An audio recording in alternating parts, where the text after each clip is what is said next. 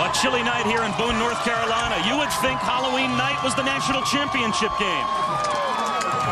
In the football championship subdivision between these two teams, this stadium has been filled for an hour or more.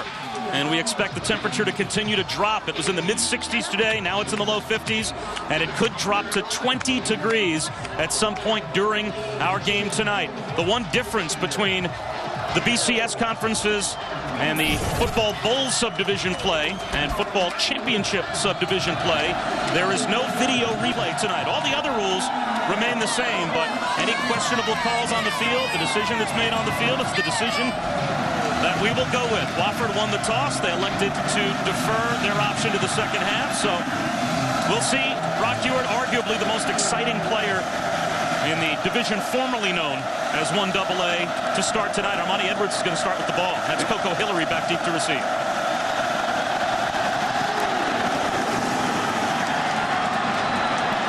Hillary from the 10.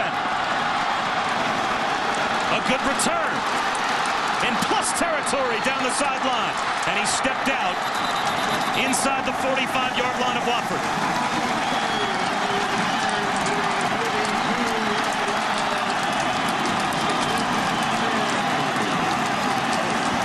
And immediately tonight, Bob, you see the speed and athleticism of Appalachian State. They are a team, both sides of the football, and even in their special teams, that will dominate Wofford. Foot speed for foot speed. But Wofford, as I said in the open, a physical football team that doesn't beat themselves. They're very disciplined. And their defense is going to have to rise to the occasion on this first series. Armani Edwards on first down. To the ground. Up the middle goes Robert Welton. A gain of 7 as we take a look at tonight's impact players, brought to you by Jack Link's Beef Jerky. And let's begin with the visitors. And 2 of the 3 are on the defensive side of the football. Mitch Clark, he's an end. He's very important. His contain tonight. Very strong football player. Seth Goldwire, 31 consecutive starts in the middle. He really is the leader of that defense. Dane Romero, the fullback offensively, a throwback type of football player. Edwards to throw on second and short. Wide open. He's got Hillary. First down to the 25 of the Terriers. Armani Edwards in his career, 47 touchdown passes against 19 interceptions. This season, though, 15 touchdown passes against 2 interceptions. He has been at the helm as this team has now won 3 straight national championships. But he certainly stepped on the national stage last season with that win over Michigan at the Big House on a keeper here. Nothing there. Shut down, and that's tough to do. That's a great stand by Wofford as Mitch Clark makes the stop. And he was one of the impact players. He's a very strong, physical kid. Benches nearly 400 pounds. He leads the Southern Conference in sacks. And as I said earlier, when you play a quarterback as Armani Edwards, that containment on the edge, and he's their edge player. They play a 3-4 defense. He's got to be strong at the point of attack. A great job there by Mitch Clark and Wofford. So it's second down and 13. To the outside, a throw took a while to arrive at Josh Johnson. And he was wrapped up after a 5-yard gain quickly. It took a while to arrive because that throw was all the way across the football field. These wide hashes in college football, you throw a hitch route from one hash to outside the numbers. That's a long throw, Bob, but that speaks to some of the arm strength of Armani. Not only the great legs and the great quickness, a very capable passer. Third down and 8 for Appalachian State. Up the seam towards the goal line. Touchdown. Ben Jordan, the tight end, straight up the field. And Armani Edwards has his 16th touchdown pass of the year.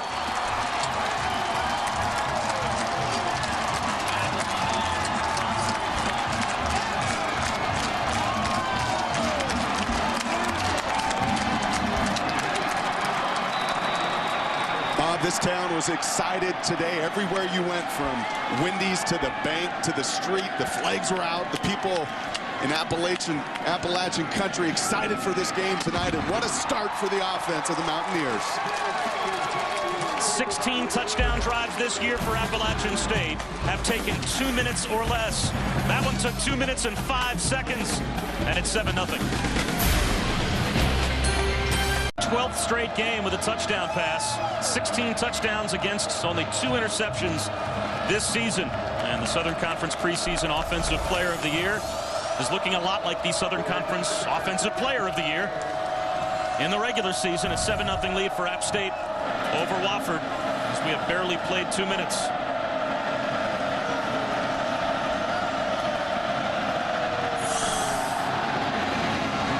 Short kick that will come down to Mike Rucker at the 16-yard line.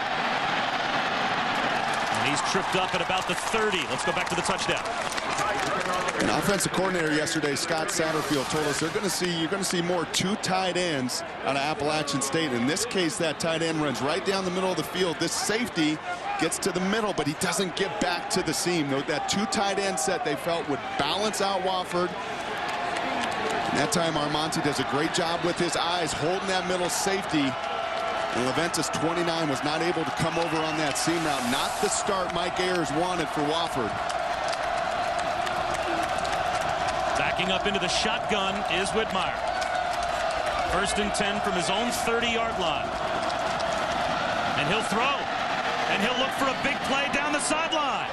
What a catch made by Andy Strickland. Is he in bounds? Yes, he is. A huge play for Wofford on their first snap.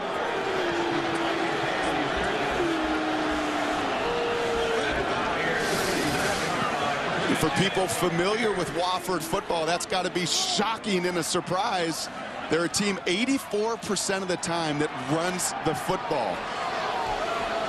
In fact, almost 350 yards a game rushing the football. What do they come out and do? They throw it deep down the field. I like it. His left toe might have been out of bounds, but remember, there is no video review. And football championship subdivision play. Now Whitmire on a keeper. Close to another first down. All night long, the call on the field will stand. Whitmire, a senior from Coeur d'Alene, Idaho. Here's a great story. He saw Wofford playing on television in 2003 during the 1AA playoffs. He loved their style. So he calls up Mike Ayers and says, Coach, I think I might want to come to your school. So Mike Ayers says, well, we know nothing about you. Send us a tape. Send us a resume. Send us some transcripts from high school. He did just that. And now 4 years later, here he is, the starting quarterback for the Terriers. 2nd down and 1. Unconventional pitch back to Jeremy Marshall. Marshall fumbled the football out of bounds, but he had a first down by plenty. And let's take a look at our impact players, brought to you by Jack Link's Beef Jerky for App State. And you're going to see number 31, Pierre Banks, all over the football field. An outside linebacker that's played a lot of football. And his counterpart in the middle, Jock Roman, the leading tackler, 240 pounds, a very physical middle linebacker. And Coco Hillary, you've already seen him return kickoffs and catch passes. A dynamic complement to Armonte Edwards offensively.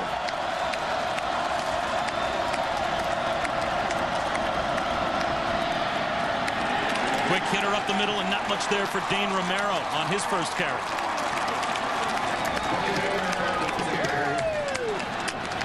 That's always a good sign when defensive tackles' helmets are that marked up. I know the equipment managers don't particularly like that, but that shows you the physical play of those guys in the middle. Malcolm Bennett, a transfer from the Georgia Military College, and a very physical player in the middle. That maybe is one of the differences with Appalachian State. A lot of their counterparts in the Southern Conference, they've got 2 D tackles, 280, 290, that are physical and can run.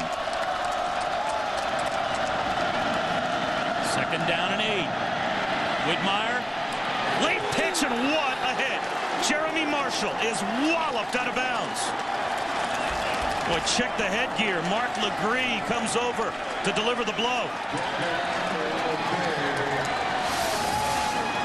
And you hear defensive players all the time talk about a blow like that, and you would think, oh, that doesn't hurt you at all. But you saw Legree get up a little wobbly himself. What a collision.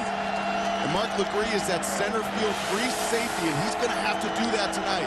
He's got to read and react and be explosive to the ball carrier. Romero busts it up the middle. Touchdown. They run it on 3rd down and long and score from 17 yards out.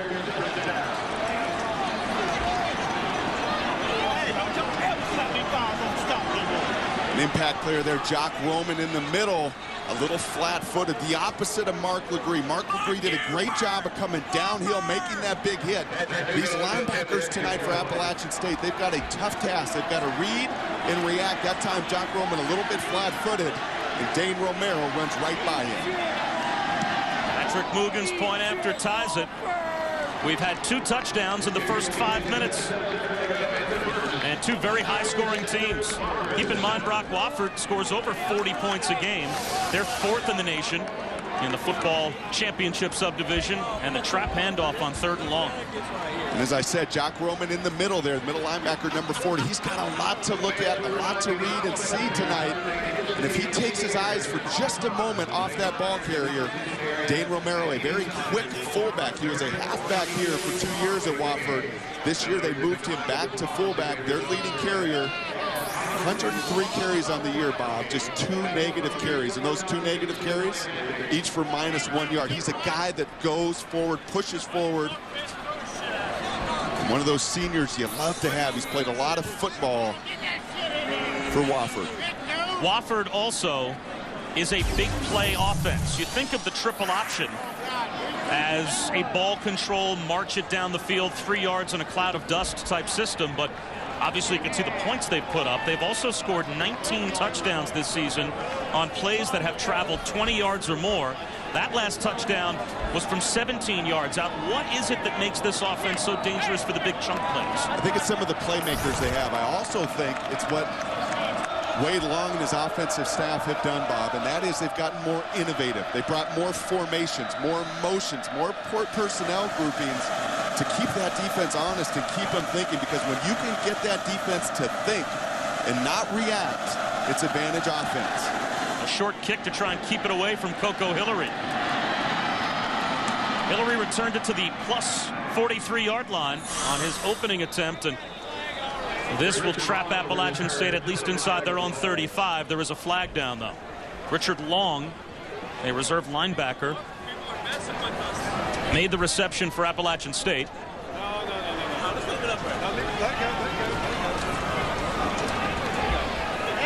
And tomorrow night on ABC, Colt McCoy and the top-ranked Texas Longhorns take on Graham Harrell and Texas Tech.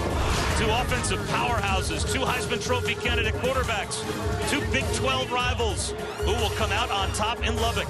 Saturday Night Football presented by Southwest Airlines tomorrow night at 8 Eastern on ABC.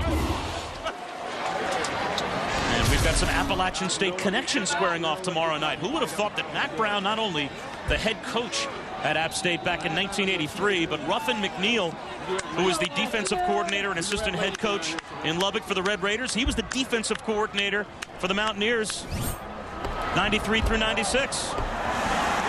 Monty Edwards down the sideline, just shy of midfield.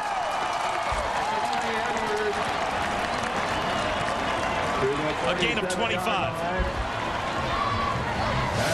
You watch enough game film of Armonte Edwards, and you can see the different speed that he plays with.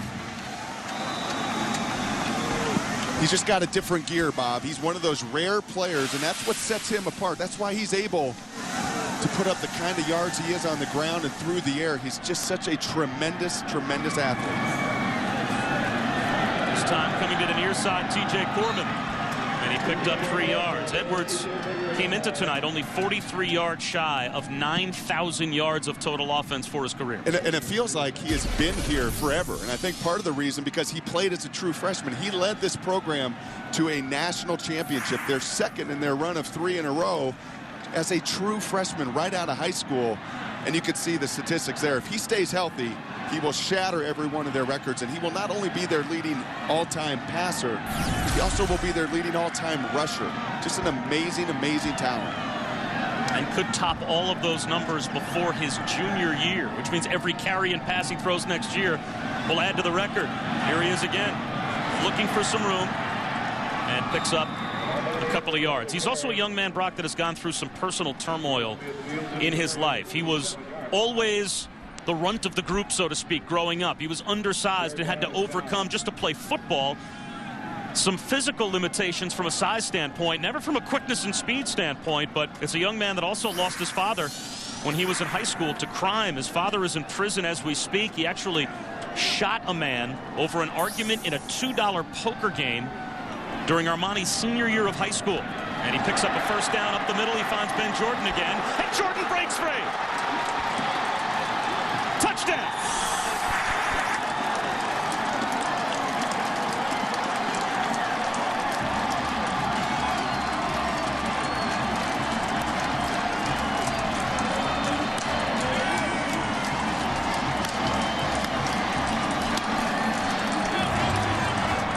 You know, we've done a handful of games this year, Bob, and walking away yesterday from Scott Satterfield, the offensive coordinator at Appalachian State, I just loved the football that we got to talk. You were probably bored as we were drawing X's and O's on the sheet. But going to this 2 tight end package, he said, we haven't done it in years, but it's a wrinkle that we think will slow down Wofford. We think they could confuse them. They've had our number the last 2 years, but we're going to put 2 tight ends on the field and see what those big guys can do. Look what they've done in the opening 7 minutes of this football game. They had Danish and coffee at the meeting. I was fine. Thanks for worrying. I appreciate it. We have yet to even play a full 7 minutes. Already 3 touchdowns. All 3 touchdowns have been third down plays. And that last one good from 48 yards out. And I think worth noting, Ben Jordan's actually the backup tight end. Ori Fry, the starting tight end, is out. You're going to see Ben just simply come over the middle of the football, middle of the field, show his numbers, as any good tight end does to a quarterback, and then make something happen after the run. Just a redshirt freshman, a young guy, but a very capable, 240 pounds tight end that can get down the middle of the field. And as I said, that's got to be just tremendously refreshing to Scott and his staff. A lot of late hours this week preparing. When you've played against a Wofford and a Mike Ayers as many times as these 2 teams have over the last 20 years, there's some late nights for the coaches trying to figure out some of these new wrinkles. This 2 tight end package, a wrinkle that's certainly working in their favor right now. Before last week, Ben Jordan had not caught a touchdown pass in his career. He caught his first last week against Furman in App State's win, and now he's got 2 in the first quarter tonight.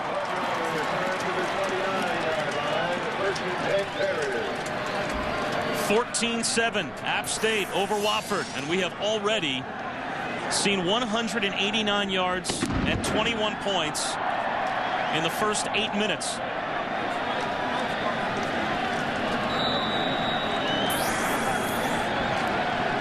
And you had a sense, these 2 teams, Wofford number 4 in the country in scoring, Appalachian State number 9, defensively both middle of the pack. You're going to see some points tonight in Boone, North Carolina. Whitmire might keep it, and does well to pick up 3 yards. Ducked under Jabari Fletcher and Daniel Finnerty.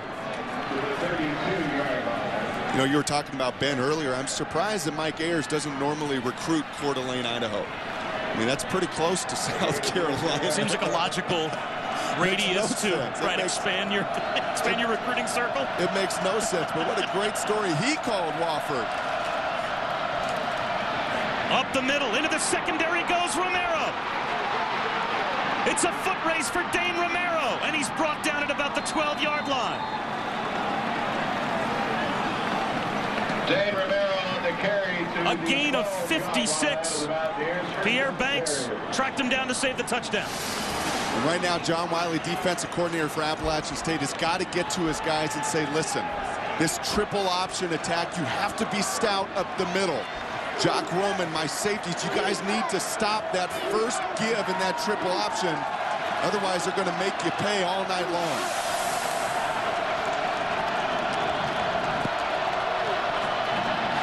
On a keeper, Whitmire for the pylon. Touchdown.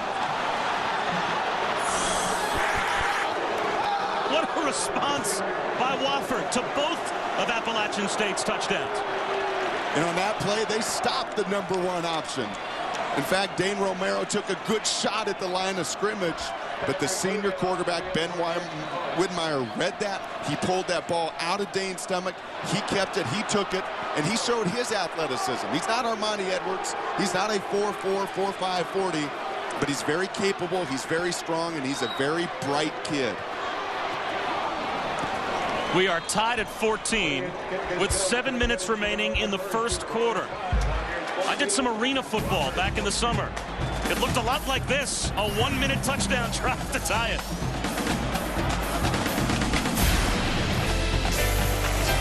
The Halloween Festival going on down the street at Twitsy Railroad, featuring the Ghost Train. Brock Hewitt took a ride last night, was bobbing for apples, a little trick-or-treating before the game today. It's a little embarrassing. We're tied at 14. None of that is true. Here in the first quarter, we've played 8 minutes. We've seen 18 total plays, 9 first downs, and 4 touchdowns. And now App State is about to get the football back once again. The longest touchdown drive so far has been 2 minutes and 48 seconds. An offensive explosion by both teams to start. Great field position again for Appalachian State. Richard Long again receives a short kickoff. Now, we told you, in football championship subdivision play, there is no video review. Knee down before the ball breaks the plane on Whitmire's touchdown run? Yes. Are you asking me or are you telling me? There was an inquisitive tone, I think, to my voice, wasn't there? Well, I've lost all trust with you. You're telling people I'm trick-or-treating. 1st and 10 from midfield for Appalachian State. A handoff to Robert Welton. And he picks up 3 yards. Had they reviewed it and determined that he was down at about the half-yard line, based on what we've seen so far in the first quarter, how many points you think it would have, or how many plays you think it would have taken Wofford to get in anyway? James Mitchell there, the middle linebacker, does a nice job for Wofford of pursuing that play down the line of scrimmage. In my opinion, in many ways, it's going to be on these defensive lines, these defensive ends, these defensive tackles. It's going to be very tough on these safeties and linebackers to read. Those guys up front have got to do a good job of keeping those linebackers clean. Edwards clutched, allowed his man to come open, and finds Tavares Washington on a slant to the 34, a gain of 14. Another good coaching point yesterday. Scott Satterfield, the offensive coordinator, talked to us about the play-action pass. And Wofford being a very well-coached football team, he told his guys up front to keep your pads down, keep those helmets low. If you were to pop up, you're going to show Wofford pass. They will drop and get underneath some of these deeper routes. That time they do a great job up front of selling the run, selling that play action. And Tavares, easy pitch and catch over the middle of the field. Lonnie Edwards already with 100 passing yards here in the first quarter, but he is brought down for a 3-yard loss. It'll set up 2nd down and 13. Alex Goldtree made the stop. And there's one of your defensive ends. He's a backup, just a true freshman, but imperative for those guys up front to get off of the blocks. If you're going to have any chance, either team tonight, I really believe this, Bob, if your defense is going to have any chance of containing the other's offense, you're going to have to hear some tackles behind the line of scrimmage from the tackles and the ends and the people up front.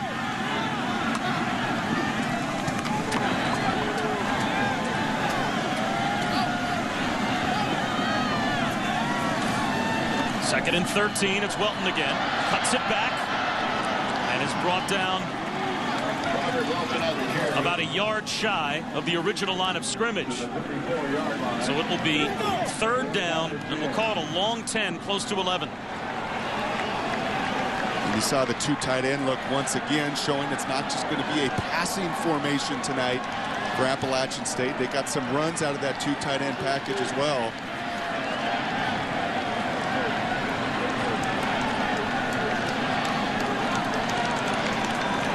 Play clock down to 10 as Edwards gets his team set for a crucial 3rd down. Trying to buy some time, tucks it under. Powers his way and spins for a 1st down. What a run by Armani Edwards. Kendall Bratcher couldn't bring him down, shy of the marker. And time and again you see this, Bob, out of Armani. He's 180 pounds. He's barely 180 pounds. But he's the type of athlete that's explosive with everything that he's got, and he's not afraid to put those pads down and run through tackles. Been a remarkably durable guy for as slight as he is. Welton lost 3, maybe 4 yards on 1st down. James Mitchell came through to make the stop. Armani Edwards, we've already put up his passing numbers, and he is a dangerous thrower of the football, but he might be just as dangerous running the ball. And to compare him to some of the other great running quarterbacks that we've seen, just in terms of single game numbers, he's got the high number compared to Stacy Robinson in football bowl subdivision play, and Michael Vick holds the NFL record.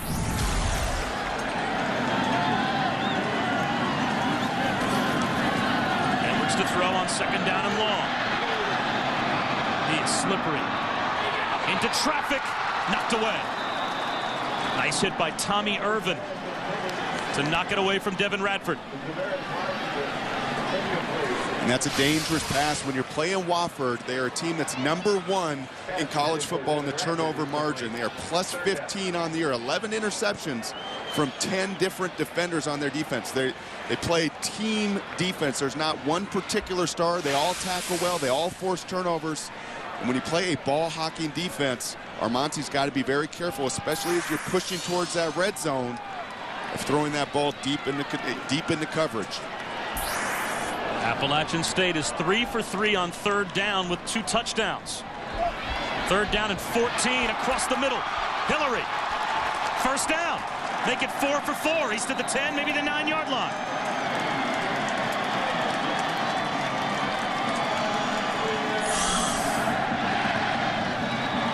And Wofford's a team that does not play a lot of man-to-man. And in fact, Nate Woody, their defensive coordinator, was very nervous about getting into man-to-man situations. So what you're seeing is a lot of zone coverage and a lot of the quickness of Appalachian State getting in and out of those zones and making plays after the catch. And again, you see the courage of Armonti to stand in there to take a shot and still deliver on yet another third down conversion. Edwards might be changing the play with 4 on the play clock, first and goal. Robert Welton trying to turn the corner. And he steps out at the 5.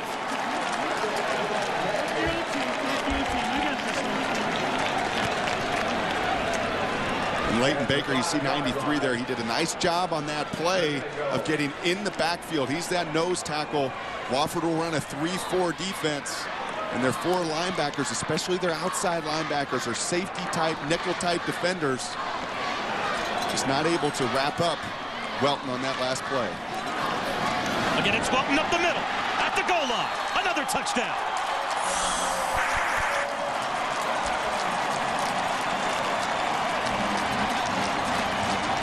Well, both coordinators told us this week, you know who we are offensively? We're kind of like Tulsa. We're a little bit like Wake Forest. A lot of formations, a lot of people moving around, a lot of motions, a lot of personnel. Keep those defenses guessing. I'll tell you what you see from both offenses tonight, Bob. You see both of them playing fast.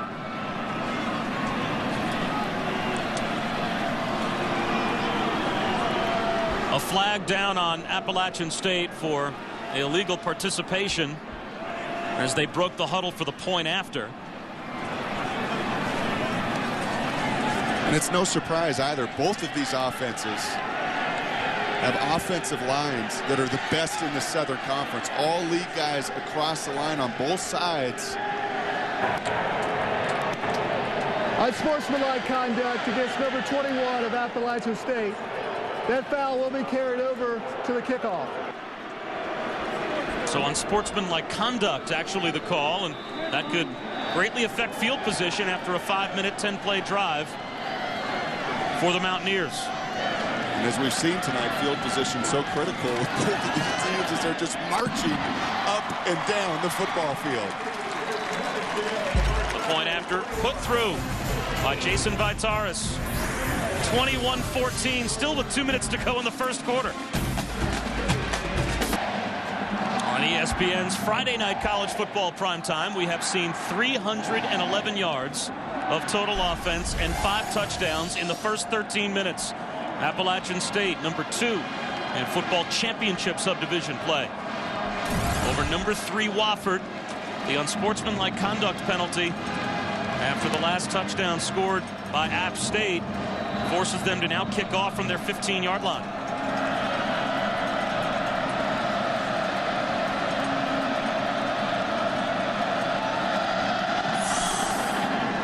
Harris leans into one and manages to chase Rucker back to his 16. And he's brought down at the 34. That's great coverage and a great kickoff. Here's Welton, the last scorer of a touchdown for App State. They have spread it around and been pretty efficient. And converted third downs. I mean, that's another huge part of these 3 drives. Wofford's actually gotten Appalachian State into some third downs where Monty and company have made them pay. Whitmire to throw on first down. Again, looks for a home run ball. That one up for grabs and intercepted. Picked off by Mark Legree.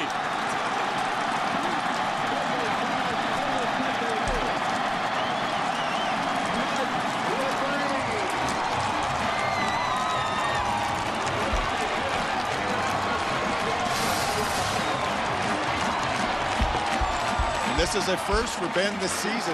He had not thrown an interception in his previous 65 attempts. And that time, Mark Legree, you remember him earlier in the game, very aggressive coming downhill, making tackles. That time he plays center field. And I think in this case, Ben, with the way they move the football, just be a little bit more careful in your decision making.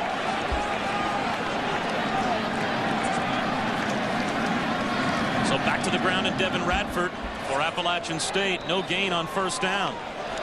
And let's head back to our studios. And Wendy Nix with the Sports Center right now.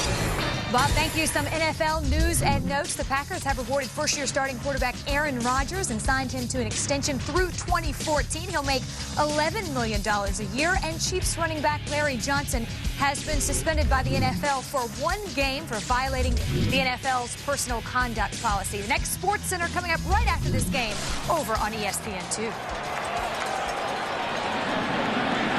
Wendy, thanks very much. Back to the air, breaking tackles. Hillary down the sideline.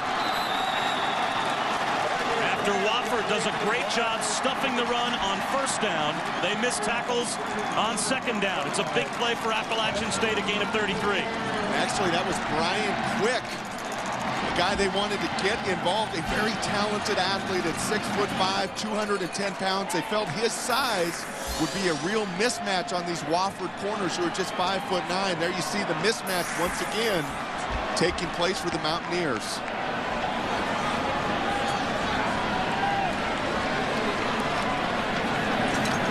Edwards runs the option, finds his pitch man in Radford. Radford, a first down to the 25-yard line, a gain of 12.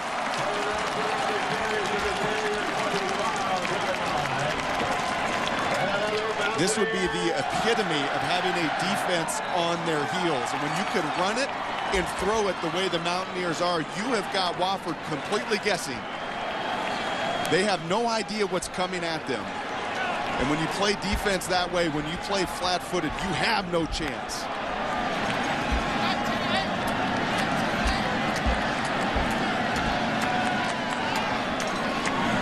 Option to the opposite side. Again, it's Radford, the pitch man. And he picks up 6 more yards. You know, Brock, you and I last week had a chance to do a game at Purdue and spend some time with Joe Tiller. And he talked with us about what he thought the perfect offense was and who he learned it from.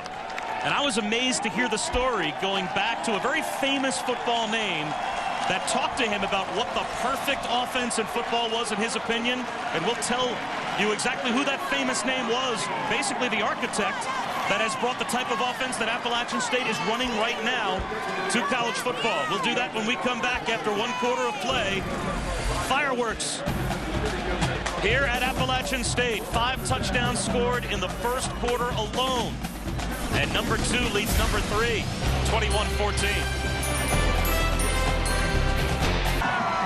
Welcome back to ESPN College Football Primetime, presented by Jack Link's Beef Jerky, 21-14. Appalachian State over Wofford. Appalachian State, Jerry Moore's squad has marched the ball up and down the field here in the first quarter. Mixing option in with this spread attack.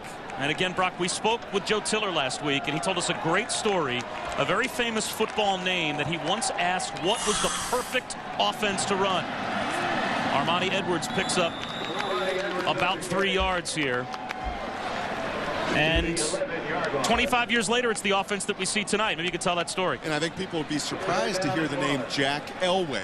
Everyone knows John Elway, but his dad, Jack, was a great tactician, a great football coach out on the West Coast. And, yeah, he and Joe Tiller said, listen, you run the option, you run the quick passing game, you make life very difficult on a defense. And I think you've seen that manifest itself not just at Purdue, but in many ways that's what Urban Meyer was able to do at Utah and at Florida. It's what Rich Rodriguez. Offsides. Number 63 on the defense with contact. That 5-yard foul will give Appalachian State a first down. That's actually Leighton Baker, number 93, the nose tackle that jumped off. But it was great listening to Joe Tiller. He said it was the good old days. You'd go to camp in the summertime with coaches. You'd go to the bar afterwards, have an adult beverage, pull out the cocktail napkins, and start drawing X's and O's. And he asked Jack Elway, describe to me, in your mind, what the perfect offense would be. And he said, Jack Elway said, the perfect offense is if somehow you could marry the option to the quick passing game. And 25 years later, what's Rich Rodriguez winning with at West Virginia? As Edwards pitches it out, Radford, a flag down back at the 19-yard line. Ryan Young made the stop on Radford. And this might be helmet-to-helmet contact against the Wofford defenses. Edwards took a pop. I think to run that system, as you've seen around college football, it takes a unique athlete. A Tim Tebow is a unique athlete. And there you see Gary Blunt, the shot, the unnecessary shot to the head of Armonte Edwards. And how it manifests itself tonight is Jerry Moore, the head coach at Appalachian State, actually went. Personal foul. Number 50, head-to-head contact on the quarterback. The penalty is half the distance. Automatic first down. He actually fell in love with what Urban Meyer was doing at Utah and said, hold on a second. I think I'm behind the curve here. I've been running this power I for 15 years at Appalachian State. I love this football. He couldn't get the people here at Appalachian to pay off on his plane ticket, so he went closer. He went to West Virginia and sat under Rich Rodriguez. Up the middle, down to the 1-yard line goes Devin Radford. And studied them in the spring, and since has actually met Urban Myers. He's won these national championships. They've rubbed shoulders, and he spent 2 springs at spring ball down watching the Florida Gators. So I tip my hat to Jerry Moore to have the courage late in his career to realize with his personnel and his people the impact this system could have. And Armonte Edwards, the perfect fit for that option and quick release in his quick passing game. Now, speaking of impact, Seth Goldwire stops Radford about 2 yards shy of the end zone. So now it's 3rd down and goal. This time Edwards tries to do it himself. He's in. Touchdown, Appalachian State.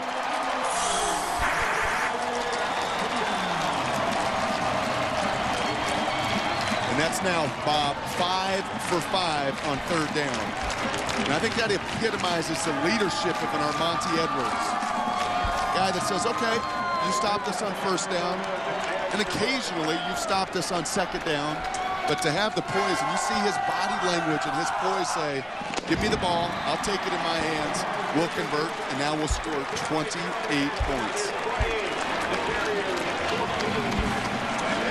So Armonte Edwards goes over from about 1.5 yards out as the interception eventually turns into 7. And I talked about it earlier when you saw him running through tackles. He's 180 pounds. He is not 6 foot. They're generous and listen to him at that. But he has that ability at that size to get those pads down. And like a lot of athletes that are very, very talented that can run very fast, oftentimes those guys are explosive enough to run through bigger tacklers. Yeah, the way that college football seems to be moving now, and Rich Rodriguez wins with that spread offense, and Pat White at West Virginia, now he tries to take that system to Michigan. And players like Armonte Edwards, he would be pretty valuable to some BCS schools, I would think. A player just like him, I would think, would have a great career in a big conference. You think Rich Rodriguez would take him in Michigan right now? Oh, absolutely. I think he would. And he's won 2 national championships. That's the thing that got me when we traveled all the way out here. I thought for sure, as I'm digging in and studying Appalachian State, that I would see Armonte Edwards, senior, maybe redshirt junior, he is a true junior. From the time he walked on this campus, he's been nothing but a playmaker, and you could tell has earned the great respect of his peers and every single one of those coaches on his staff. Rucker from the 9-yard line. Barely gets out to the 21.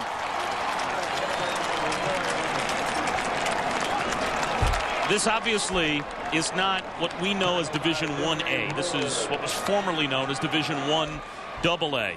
But what Appalachian State did last season to Michigan in the Big House, and even watching them up close, I know you have an eye for football. You've seen what big-time talent looks like, and you were very complimentary to what you thought their overall level of talent was and how competitive you think they might be if they played some more of those BCS teams. Offensively, there's no doubt about it. You know, offensively, we saw Syracuse earlier in the year. I mean, they would score points on any BCS school, Bob. I really believe that. And they would hold their own in the Big East. I think they would hold their own in the Pac-10. What I've been a little bit disappointed tonight is some of their defensive play, their ability to stop some of this inside run. I thought you'd see a little bit more physical Mountaineer defense tonight. Meyer tries to cut back and gives himself up at the 25-yard line and lost a couple, so it will be 3rd down and 8. Well, not just Appalachian State, but also Wofford. These are two schools that many football team fans around the country, especially Wofford, they probably haven't heard of them so much, but the Sagarin rankings are used as one of the factors in determining the BCS rankings. And look at some of the well-known schools that are ranked right now beneath Appalachian State and Wofford. Michigan, Texas A&M, NC State, Mississippi State. You got Big 10 SEC schools on that list as Whitmire flips it left, incomplete. Trying to find Justice Joslin. Why you got to put my beloved Huskies on that list? I actually asked specifically if they could make sure that Washington was included. Was that not the right thing to do? I apologize. Right in between Appalachian State and Wofford, we're told. The Indiana Hoosiers at number 81 on that list. The first punt by either team tonight. Did we just see a 3 and out, by the way? It must be Halloween. I think we just saw a 3 and out by an offense tonight. That's 2 straight stops by the defense for Appalachian State. And that ball takes a great Wofford bounce, finds its way to B.J. Frazier. Not sure why Frazier let the ball bounce in the first place, but he brings it out to the 39-yard line.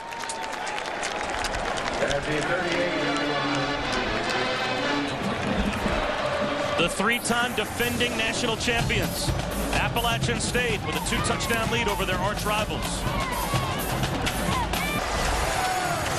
Happy Halloween from Boone, North Carolina. College football primetime presented by Jack Link's Beef Jerky. A 2-touchdown lead for Appalachian State, and they have the football back with great field position. Again, Wofford scored 2 touchdowns and picked up 141 yards on their first 2 drives. Their last 2 drives, a total of 2 yards with a punt and a turnover. Armani Edwards and App State have been perfect offensively so far here in the first half. Robert Welton, a gain of 3. James Mitchell on the stop. We've called his number and name a lot tonight. James Mitchell, a very physical linebacker for Wofford. Enjoyed reading about him. How about a squat of 675 pounds? That's a lot of weight on your shoulders, Bob. I know you've probably not squatted 400 or 500 or 600, but it takes some powerful legs to move 675 pounds. Edwards for the home run. To Quick. Got it. Touchdown.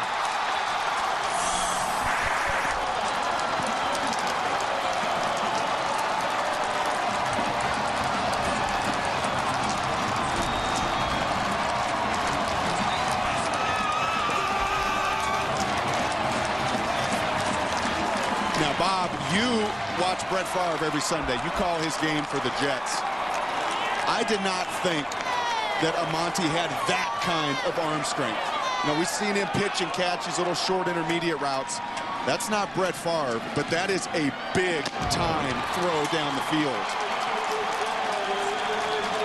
34 35-14. He held that ball. That ball had to travel 50, 55, 60 yards in the air. You see him back here. He holds the football, and again, it's that mismatch. They were going to take some shots to Brian Quick tonight. And Brian Quick, 6'5", he gets behind Jason Leventis there for Wofford. I don't think he believed that Amante could throw that football 60 yards over his head. I think that traveled about 65, 66 yards in the air. He let that go from somewhere in the neighborhood of his own 32, 33-yard line. And Quick caught it on the run at the 7. I'm just telling you, there are NFL quarterbacks who cannot make that throw. Anytime you're in the shotgun and you're holding the ball that long, and Brian Quick can run, and he's running a post route away from you, I guarantee you that that's safety for Wofford Leventis. He thought there's no way this ball is going to get up over my head, and that ball carried well over his head. And again, I tip my hat to Scott Satterfield, not just because he drew X's and O's on my napkin, but he was very specific with us yesterday. He said, we're going to draw some shots up to Brian Quick. We really believe he's a talented 6'4" and 5 that's growing in. He's just a freshman, but he's gaining confidence. We love his size. We think he can make some plays down the field. And everything that Scott has dialed up to this point has certainly worked. Quick had 95 yards on 5 receptions this season coming into tonight. Now he's got 91 yards and a touchdown in this game. Be sure to join us tomorrow night. Old rivals will clash in the Big 12. The Cornhuskers take on Sam Bradford and the Sooners. This is old-time college football. Nebraska, Oklahoma. The 4th-ranked Sooners trying to keep pace in the BCS. College football primetime presented by Hampton Hotels tomorrow night at 8 Eastern on ESPN. And there's some other big games on ESPN's family of networks tomorrow as well. Minnesota looks to continue their march up the polls in the Big 12, or in the Big 10, pardon me. Eric Breitenstein gets out to about the 32-yard line. Georgia Tech taking on Florida State tomorrow. That's a nice matchup in the ACC. And, of course, another big one in the Big 12 that we should mention. I think, doesn't Texas have an important game this weekend against Texas Tech? I think that's about their 4th in a row, isn't it? Right. Every week they play a top 5 team. You're right. 2nd and 6.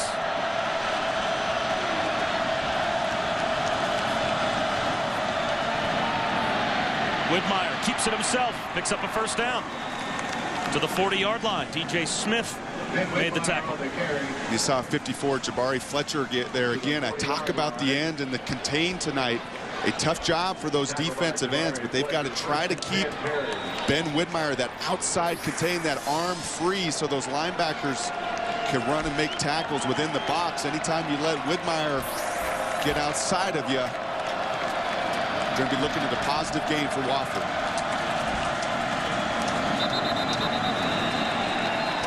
Flags fly as Andy Strickland was heading upfield at the snap. False start. Number 7 of the offense. 5-yard penalty. Still first down. Breitenstein was called for the penalty, but Andy Strickland, it's not arena football. It might look like it on the scoreboard, but he was running forward at the snap. Just want to let you know, I went back and looked at the replay there. Nearly 65 yards that ball carried in the air. I mean, that is a big-time throw from a guy on the brightest of stages, and that's what stars do, and that's what Amonte's showing tonight. Big-time players make big-time plays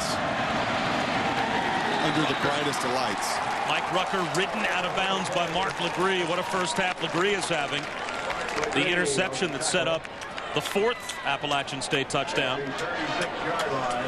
And only the 6th turnover this season for Wofford. They have 20 takeaways now against only 6 giveaways. So they're plus 14, number 1 in the nation. And don't you just feel like that's taken some of the air out of them? I mean, they were just matching Appalachian strike for strike. And all of a sudden, you turn that football over. You do something you haven't done all season long. You just feel like it's taken some of the air out of their offense. Wofford calls their first timeout. Under 10 minutes to go before halftime in a shootout. A 50-foot rock climbing wall is one of the major attractions at the Student Rec Center here at the Appalachian State campus. And I have to ask why. Have you seen where we are? To me, that'd be like having tanning beds in the rec center at Arizona State. If there's one thing it shouldn't be hard to find here at Appalachian State, it's rock walls to climb up. That's Whitmire. Tries to buy some time. Does, and finds a man in Dane Romero. About 4 yards shy of a first down, and let's check in with Wendy Nix again. Bob, thank you. It's a primetime pulse. Just a reminder, going over on ESPN, the Bulls and Celtics, the defending champs, swept the Bulls last season, winning all 4 games, trying to get started on the right note in Boston. Bob?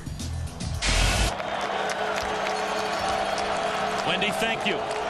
3rd down and 3. A huge play for Wofford here to try and keep a drive alive and just stop some of the momentum. And they've got it and more. Breitenstein stays on his feet inside the 30. 27-yard gain for Eric Breitenstein. And they really like this young guy, a true freshman. And here you're going to see him. He gets a great block on the linebacker, and he runs through Mark Legree. We've seen him make some great tackles tonight. Breitenstein, a great story. His older brother actually won 3 national championships at Appalachian State, but Mike Ayers and company able to recruit him away, and they really like the talented true freshman. 2 yards for Dane Romero. Jack Roman came up and made the stop. Roman's a great story. Committed to Auburn as a junior, but always wanted to play at Miami. So 2 days before the official signing day, according to Roman, UM offers him a scholarship, and the paperwork never comes.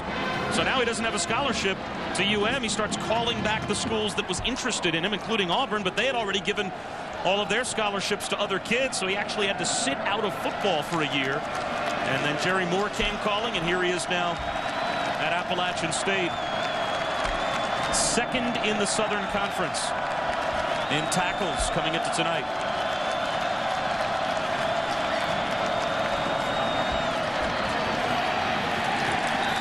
Whitmire cut down by DJ Smith after a gain of a couple. It'll be 3rd down again. Again, that's some of the speed that Appalachian has in this conference. Probably one of the fastest defenses, the most team speed. That's why they've been 3-time national champions.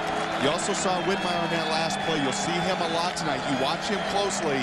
He's making a lot of calls based on what Appalachian is doing up front. It's going to dictate to whom and where they're going to run the football. 3rd and 6, the pitch to Romero. No chance. Again, it's Mark Legree. He has been everywhere tonight. A sophomore replacing a 3-time All-American at safety. And he's been, outside of Armani Edwards, about the best player on the field. And you heard Wade Long, we talked to him on the field earlier, the offensive coordinator at Wofford say, oh man, when we saw Corey Harris, that 3-time All-American, we knew we were going to be in deep trouble for 3 years because he was able to do exactly what Mark Legree is doing tonight. That's come downhill from the free safety position and make a tackle behind the line of scrimmage. Wofford will go for it on 4th and 8 rather than trying a longer field goal. Whitmire under pressure. Jump stop, throws it downfield, incomplete. Strickland had already gone out of bounds. He was the intended receiver, and I don't think he was eligible to make the catch. Anyway, so Wofford turns it over on downs. And Mark Legree again does a fabulous job, as does DJ Smith, locking up to their defenders. But Mark there in that play-action pass, he's got to honor that run as you've seen tonight, but he's also got to be that middle-of-the-field defender, and he did a terrific job of not buying that play-action fake. 3 straight stops now for Appalachian State on defense. And with 6 minutes to go in the first half, they've got a commanding lead. On Halloween night, the Terriers have not had much bite after their first 2 drives produced touchdowns. We were tied at 14, 7 minutes into the first half. Since then, it's been all Appalachian State, a 35-14 lead. The Mountaineers have been perfect on offense. 7 possessions, or 5 possessions rather, 5 touchdowns. Here goes Armani Edwards again. Crab crawls for about 3 yards.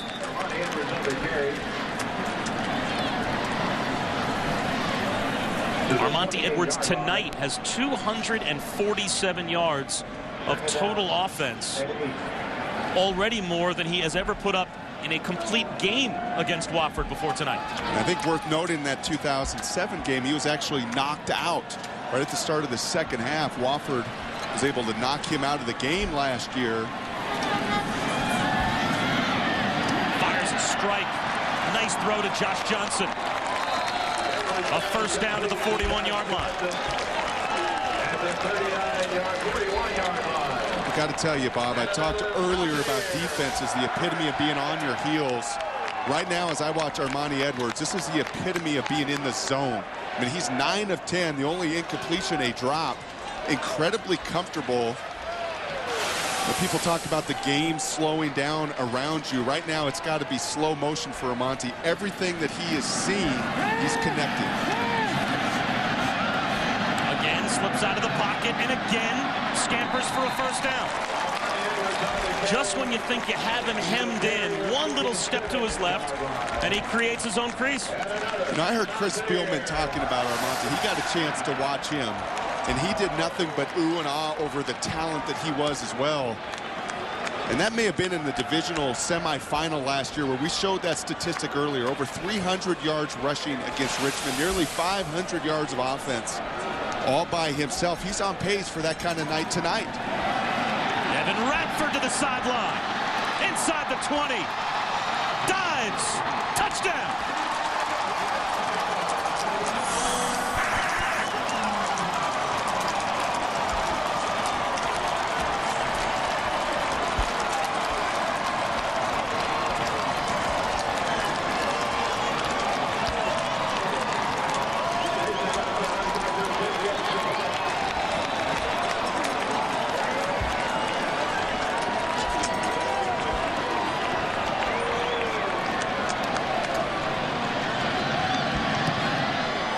Taras with another extra point.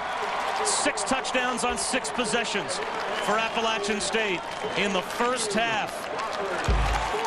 Wofford has some catching up to do. If it's not Armani Edwards or Robert Welton, it's Devin Radford. Another score. EA Sports, we in the game, baby. Devin Radford with a long touchdown run. 6 touchdowns by 5 different players here in the first half alone for Appalachian State, and they have a commanding 42-14 lead over Wofford. That's what it's all about, man. That's what we are. That's what we are. College football primetime presented by Jack Link's Beef Jerky. This is only the 3rd regular season game that the Southern Conference has had on television on ESPN in the conference's history. The first ever conference game that was aired involved Appalachian State. They won 35-27 over Western Carolina on September 22nd, 1979. It was the 2nd ever college football game that ESPN aired.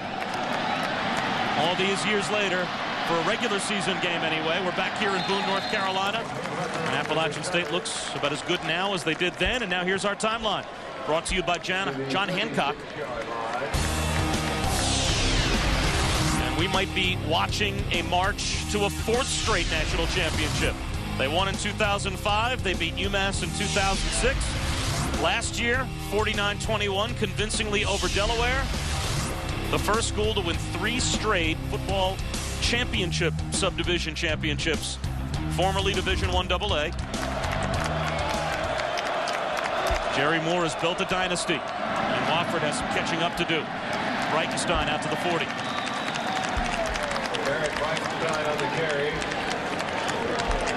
You see at the bottom of the pile there, Pierre Banks. We haven't called his number a lot tonight, number 31. One of the impact players, played a lot of football. He's been around all of those national championships. Over 50 games he's played in.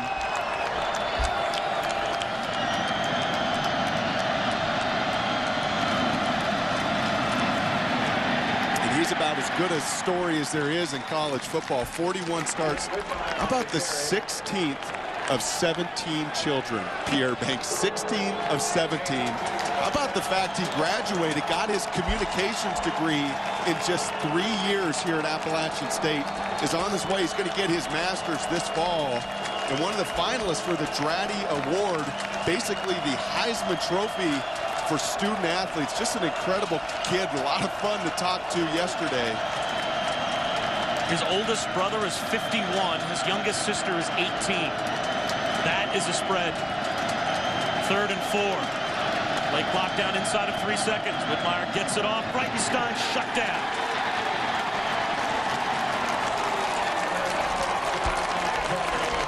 Through the first 6 minutes, it looked as if Wofford would go toe-to-toe tonight with Appalachian State. Boy, have things changed since then. 3 downs and out. And watch Jabari Fletcher, the defensive end here. He does a great job of coming downhill. I think in that case, Ben Whitmire, the quarterback, he's got to read that defensive end. But Jabari does a nice job of forcing him to hand it off and then makes the play with the rest of his Appalachian State buddies. And boy, are they flying to the football defensively.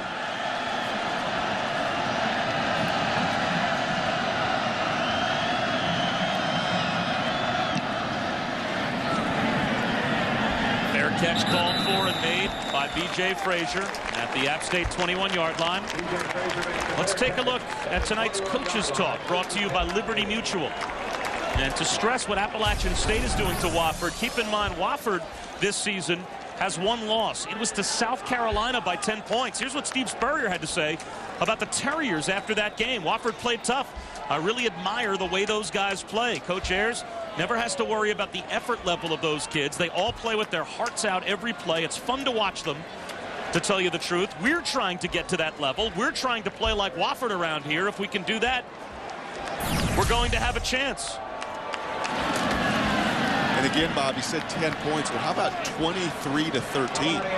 Wofford held the Gamecocks to 23 points, was right in that game into the 4th quarter, 23-13. You think Steve Spurrier's watching tonight on a Friday night wondering, how in the heck do these Mountaineers score 42 first-half points? Because he's right, Wofford plays hard, but it's just a mismatch tonight of overall athleticism and talent, and I think you're seeing a quarterback. He does it again to Coco Hillary. You're seeing a quarterback play at a level comparable to any quarterback in all of college football. You're now 10 of 11. He's been accurate. He's thrown it 65 yards down the field. He's run through tackles. He's run quarterback plays between the tackles, run plays. His timing, his anticipation, his accuracy on these intermediate and short routes. He's running the option. He's doing absolutely everything by the book. Loses 3 yards on a sack here by James Mitchell. And now a timeout will be called.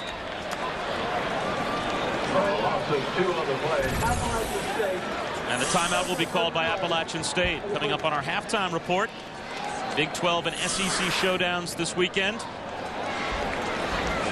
We will go trick-or-treating with Lou and Mark. Frightened to see what that might mean. And Larry Johnson has now been suspended by the NFL after, by the way, Herm Edwards suspended him himself the past couple of weeks. So it's a 1-game suspension that has been tacked on by the league to Larry Johnson after the Chiefs had suspended their running back on their own the last 2 weeks.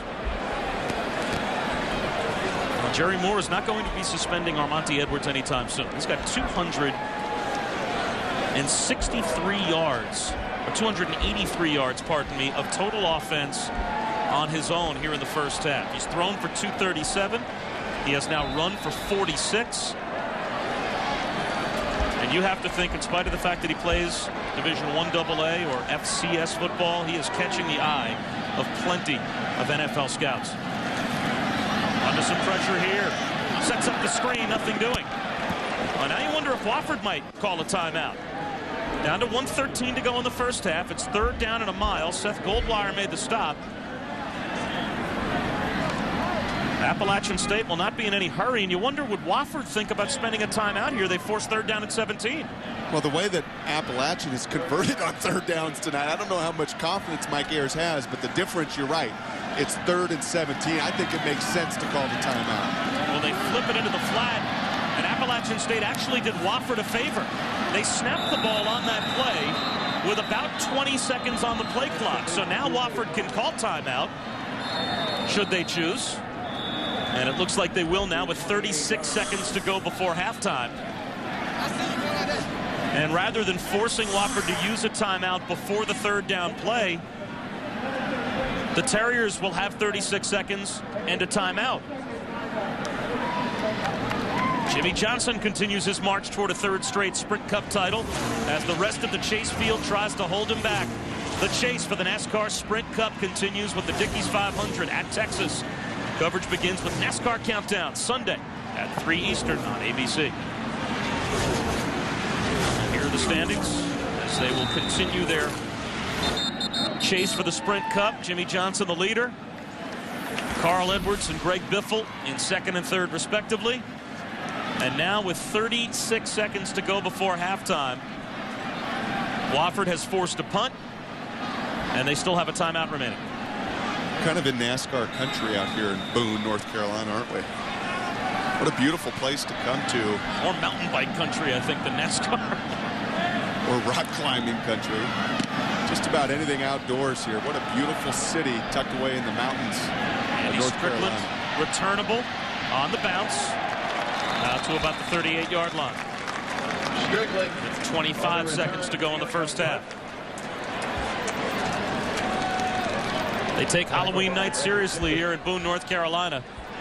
It seemed like when the student section first started to fill up that you weren't allowed in the student section unless you had a costume on. Grape Ape made it in tonight. Along with Popeye and Bluto. I called my kids and told them I saw Cinderella, Snow White, and Ariel. Whitmire tosses it forward to Rucker, and he saves some time, getting out of bounds at the 45-yard line with a gain of 8, with 18 seconds to go in the first half. This will be one of the real challenges for Wofford tonight. As you've seen, they are capable at times of throwing the football down the field. They did on their very first play of this football game. But with an offense that runs the ball 84% of their snaps, and you're down 28 points, these possessions are going to be such a premium, and I think imperative to at least get a field goal in these final 19 seconds. Breitenstein picks up the first down, and that will stop the clock. At the 48-yard line. They'll try and preserve their timeout by hustling up to the line. And then spike the ball. So Whitmire stops the clock with 11 seconds to go in the first half. Appalachian State has been dominant this season in the second quarter. That continues tonight. Midway through the first quarter, we were tied at 14. But it's been all App State since, and they've now outscored opponents 121-48 before halftime. It's amazing, again, what that one turnover did for Wofford. That interception, that decision that Ben made to force it into double coverage, and Appalachian has just not let off the gas offensively. Whitmire to the sideline. Romero out of bounds. Whitmire's pass is complete. Or check that, Brenton Burson with a first down catch. Brenton Burson. 6 seconds on the clock you see at the top of your screen, but actually 6.8 seconds. They have tenths on the clock inside the stadium. So just a shade under 7 seconds before halftime. Maybe time for one more quick hitter and a timeout call. I think with that timeout, Bob, you have a chance to throw the ball anywhere on the field here. Whitmire under pressure. Can't take a sack, and now he's going to run out of time. This will be the last play of the half. Whips it down the sideline, and it's a great reception, but the half ends. Strickland made the catch. But that will end the first half, and what a first half it was for Appalachian State. Our halftime report comes up next. Mark May and Lou Holtz will have to hold up Wendy Nix. She's a Wofford alum. She spent all this time waiting for her school to get on television. And look at the score at halftime. We're sorry, Wendy. Welcome back to ESPN College Football Primetime, presented by Jack Link's Beef Jerky. We're here at Boone, North Carolina. Kid Brewer Stadium, better known as The Rock. On Halloween night, it has been scary for Wofford. Appalachian State 42, Wofford 14 at halftime. And the joke so far tonight has been on Wofford. Bob Wischusen and Brock Eward with you. And Brock, we have had a chance tonight to see, at least at this level, and maybe at any level of college football, a very special player in Armonte Edwards. He put on a show in the first half. And he's getting a chance to show everybody the Walter Payton Award. That's the Heisman Trophy for the football championship subdivision, the FCS. I don't know how he's not the Walter Payton Award winner. I mean, again, you see a quarterback tonight, as I said in that first half, he is so comfortable. He's so poised. This game is so slow around him. Part of that because of the caliber of athlete he is, and also the experience he's had here at Appalachian State. You win 2 national championships, a Friday night ESPN game is not going to be anything to get nervous about. And you just look at the numbers tonight. How about 12 of 13 passing with a drop, 233 yards, and 3 touchdowns. How about another 46 rushing and a touchdown? I mean, you just, again, and they just pile on to what he's already done this season, Bob. Now, that's 18 touchdowns to 2 interceptions. That's 7 rushing touchdowns. It's almost as if he's playing video game football tonight with Wofford. In his career now, he is responsible, either passing or rushing himself, for 96 touchdowns. Now, he's a true junior, and that is a record already in the Southern Conference. He's got a whole other year of football to go next season. So tonight in the national spotlight, and this is a spotlight game. It's number 2 against number 3 in America in the football championship subdivision. James Madison is number 1. Appalachian State is number 2. Appalachian State, their only loss outside of the loss to LSU this year to James Madison, and in that game they blew a 21-0 lead. Well, tonight they have put a whooping on number 3 so far. Wofford starts the second half with the football as we take a look at our first half stats brought to you by KFC. And the numbers impressive not only from Armonte Edwards but across the board. 372 yards of total offense in the first half for App State. And again, Armonte accounting for 279 of those 372, so well on pace. He's yet to break 500 yards in a game. 495 in that semifinal against Richmond. He's well on his way, and I think the big key there, 5 of 6 on 3rd downs. Little counter handoff to Breitenstein, and he's up the middle for about 7 yards, brought down by Pierre Banks. Now, Wofford averages 40 points a game offensively, so they are a team that has a lot of offensive punch. What do they have to do to get back in the game? Can they get back in the game? Well, I think they have to do what they did in those first 2 drives, and that's mix some of the run and pass. That's Ben Whitmire settling down a little bit, making the right reads, getting these guys into the right calls, and starting to get Appalachian back on their heels a little bit. A 2-yard gain for Breitenstein. Sets up 3rd down and 2, and Wofford never once came close to a takeaway in the first half defensively, and that's really their calling card, isn't it? That's right. Plus 15 this year, 11 interceptions, 9 fumbles. Yes, they recovered 9 fumbles. They have forced 18 fumbles this year. So again, credit Appalachian State. Everyone who's handled the ball, every possession, it's been a premium. 6 of 7 drives have been touchdowns. Wofford has to find a way now quickly to respond. You can see they lead the FCS in plus-minus, but they were plus 15 coming into tonight, as Breitenstein goes up the middle and picks up the first down. So they might be plus 14 for the season, but they're -1 tonight. And Brock, you thought that was the emotional turning point of the first half. It really was, because at that point it was 14-14, and Ben just forced that ball down the field. Again, credit Mark Legree being disciplined, the safety back there. And from that interception on, Appalachian State has not looked back.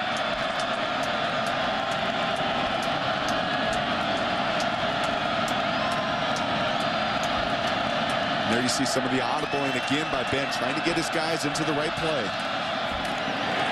That didn't work. Dane Romero for a half yard. Billy Riddle came up to make the stop. Wofford got things started tonight offensively about as perfectly as you could hope. The first 2 possessions of the game for Appalachian State were touchdowns, obviously, and Wofford then answered. They were down 7-0, made it 7-7, down 14-7, made it 14-14, and then it came apart. The 1-play possession on their 3rd attempt of the night, the interception thrown by Whitmire to Legree. Here's the pitch out, bobbled, and Romero down the sideline, first down. Pushed out by Jacques Roman. Some of the faithful there want a holding call. Pierre Banks, the linebacker was out in space, locked up. But credit the blocking there by Wofford and the speed to get outside. You'll see Pierre Banks outside here, and look at the rather awkward pitch there by Ben Whitmire. We asked Coach Ayers before the game, is it true that Ben doesn't like to pitch with that left hand? It kind of looks like someone going up in basketball for a layup on the opposite side and laying it up with the wrong hand. And he said, yeah, Ben's just more comfortable doing that. He gets the velocity and the timing is such that it doesn't affect the pitch. But we'll look at another replay here after the measurement. I was wrong, a couple of inches shy, but here's another look, running left but pitching with the right hand. And obviously Ben's a right-hander, and most option quarterbacks will throw that with their left hand. Not a great pitch there, not a great combination between the two veterans. Slowed Dane down just enough. There's probably more yardage there with the blocking in front of him, but watch that tonight in this second half. A little bit awkward when he goes to his left. Just more comfortable pitching with that right hand. 5 straight running plays to open up the second half for Wofford. And now it's third down and an inch.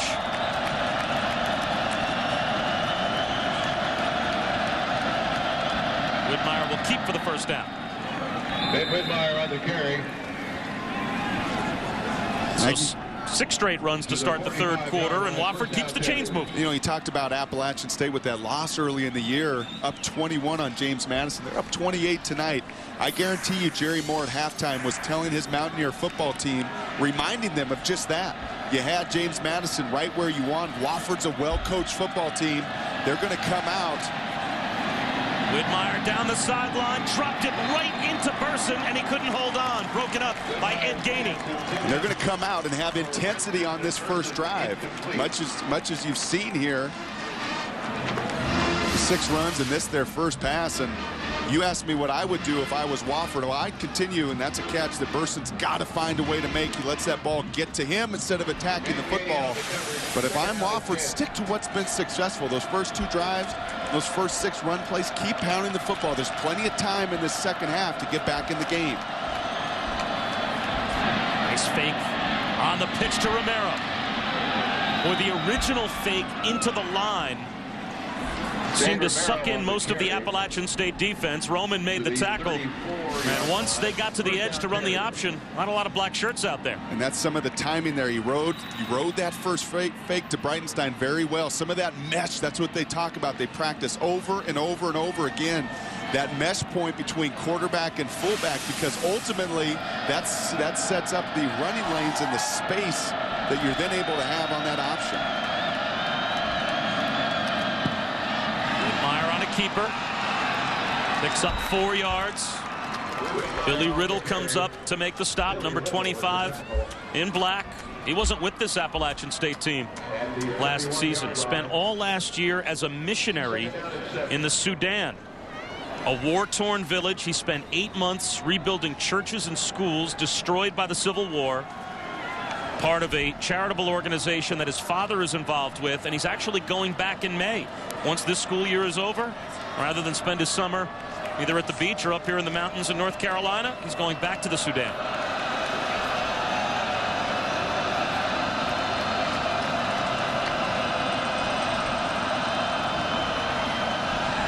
Whitmire throws it downfield, intercepted. Mark Legree picks him up again. The last thing that Wofford could afford to have happen. A nice march to start the second half. And then in plus territory, they give the ball right back. And again, why get away from the run? That's obviously what you've had the most success with tonight. You had a critical interception earlier.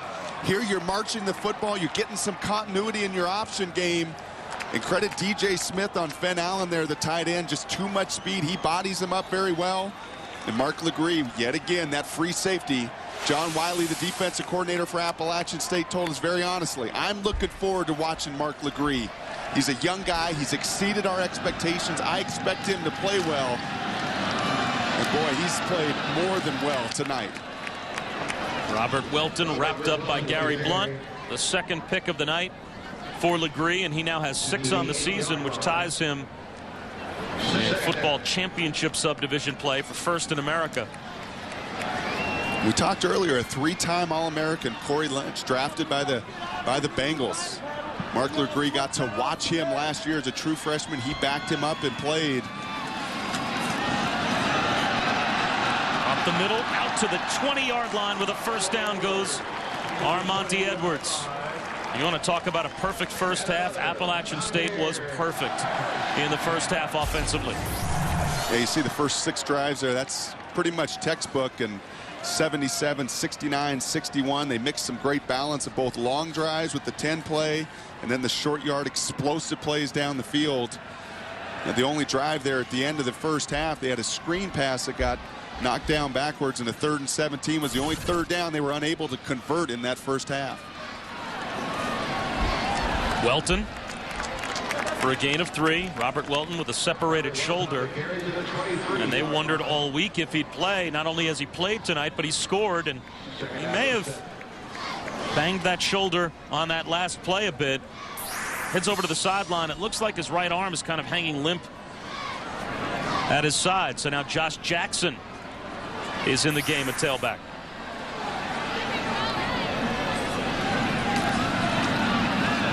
Edwards will run the option and keep. And pick up another first down.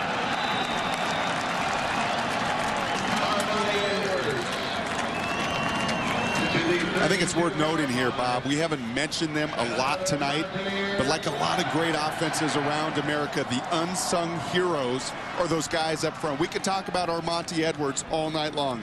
We could talk about Robert Welton, but these guys up front, they've got 2 very veteran 5th-year seniors at tackle, their left tackle, their right tackle. And then just watch the rest of the guys move. Look at the continuity as those big bodies get down the field and push Wofford back. Edwards fires one downfield, got a man. Matt Klein into plus territory. A first down to the Wofford 40-yard line.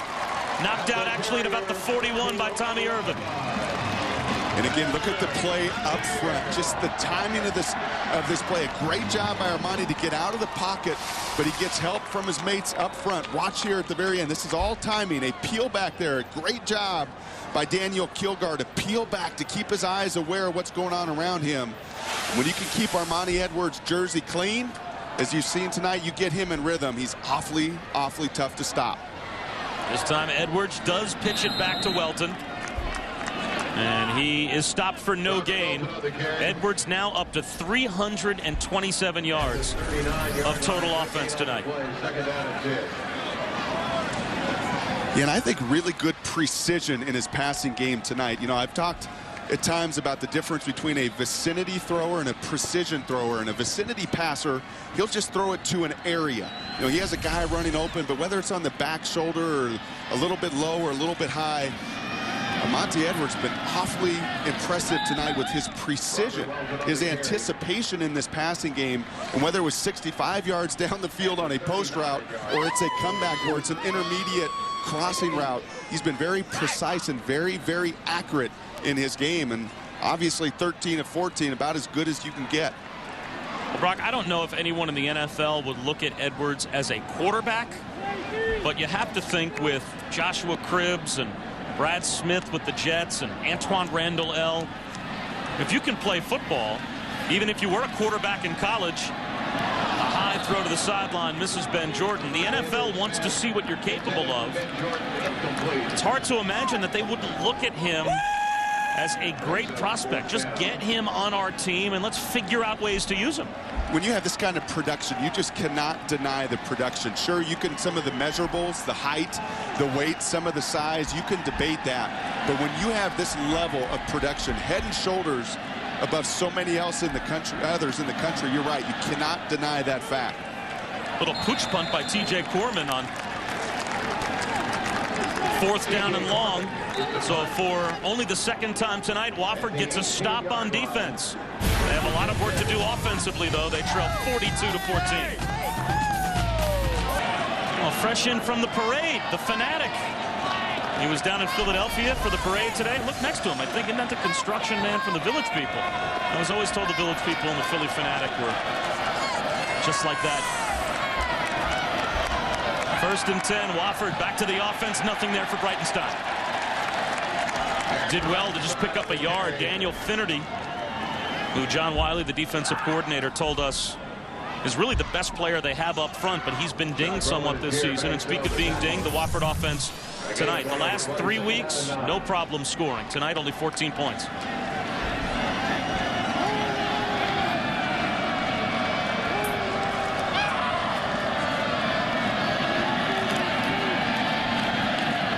Reitenstein breaks tackles this time and picks up a first down. Eric Reitenstein on the carry. And with 6 minutes and 48 seconds, 46 seconds now, unlike that last drive where I said there was plenty of time to keep running the football, now you got to have a little sense of urgency if you're in the huddle of Wofford to get in and out, get to the line of scrimmage. I think you can still run the football. You've shown tonight when you've stayed in character and you've ran it, you've been effective. It's the throwing down the field where they've made some of the big mistakes. Reitenstein with plenty of room into the secondary. He's to the 30. Riddle finally cuts him down at the 25-yard line. On the carry to the 25-yard line. A gain of 42 for Wofford. Tackle by Billy Riddle. And watch the block here, actually, from one of his own mates. Fenn Allen does a nice job, and Dane Romero actually comes in there, gets a block on Mark Legree to spring Breitenstein. Again, just a true freshman. Very explosive player. You talked earlier in the game, Bob, about some of those explosive plays that Wofford's had this season. They're going to need a few more of these to get back into this football game. Widmeyer with the pitch. Rucker out of bounds at the 19-yard line. A gain of 7 more yards. Pierre Banks on the stop. And I think worth noting, Jeremy Marshall, one of the other running backs for Wofford, one of their juniors, is going to be out for the rest of the game with a knee sprain. So Mike Rucker and company are going to have to pick up the slack in there. Once again, you see the rather awkward pitch with the right hand, but they feel like as a staff, Wofford does, coaching staff, they get away with it, and it really doesn't affect the timing of Widmeyer and the rest of the offense. Widmeyer wanted to throw it, gets cut down for a sack. Jabari Fletcher. And now it'll be 3rd down and 10. I sound like a broken record, Bob, but I just, again, don't understand why you're going to drop back and start throwing the football. You've moved it. You've gotten first downs, even big plays running the football, running that option. You continue to try to play right into the strength of Appalachian State, and that's their front getting after the quarterback. They're big and physical on the defensive line, and when you've thrown it tonight, you've had your struggles. 3rd and 10, and what you have to think is 2-down territory for Wofford. And that theory will now be tested. For only the 3rd time this season, Dane Romero lost a yard. You see now some frustration for the first time tonight. Some of the body language. Andy Strickland there, the receiver who came in motion, shaking his head. His arms are up in the air. He wanted Ben to pull that ball out of Romero's belly. He felt like there was some space to the field there. And again, it's some of the nuances of this system that you don't always see with that quarterback tucking that ball, pulling it out. He's got a lot of reads, a lot of decisions, split-second decisions to make. And by not picking up any yardage on that last play, they have to go for the field goal. A 43-yard attempt for Mugen. And he's got it. You'd have to think if they picked up even a few yards on that play and got it to 4th and 6, 4th and 7, they might have gone for it down 42-14. Instead, on 4th and 11, they take the 3. It's still Appalachian State big in front. Halloween night, and it's been a scary one for Wofford. This is a tough place to play. Wofford all-time at Kid Brewer Stadium is 2-10 against Appalachian State. Appalachian State is 38-1 against the last 39 teams that have come to their building. And the Terriers a moment ago with a field goal. It's 42-17, and here's a little pooch kick down the right sideline, trying an onside kick. It went out of bounds at the 50-yard line. I think, Brock, didn't that look to you like a design play, almost a pass to one of the streaking players down the sideline to see if he could catch it on the run? And it actually looked like they had Appalachian State outnumbered there if Patrick was able to keep that ball in bounds. Kick out of bounds by Wofford. The ball will be put in play at the 50-yard line. First down. And you see there in the overhead shot, they actually had 6 defenders for the 4 Appalachian State kickoff returners. That's a tough ball to control on what's looking like a colder and colder night here at Appalachian State.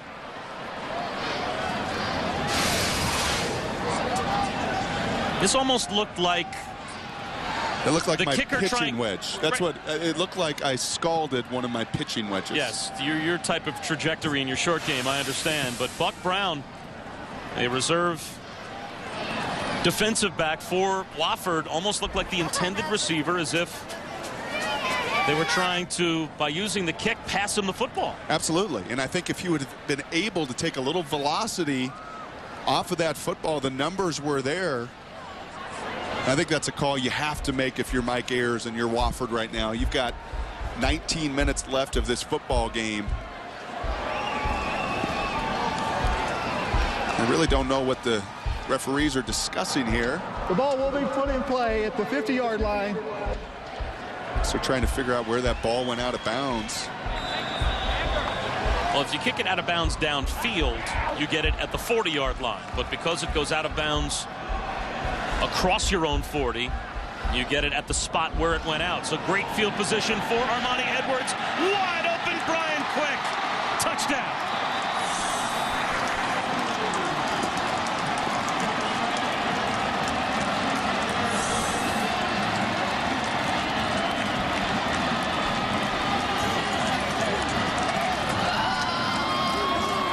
Flags were thrown well after the touchdown was scored by Quick. The second deep ball that Edwards has thrown to Brian Quick tonight.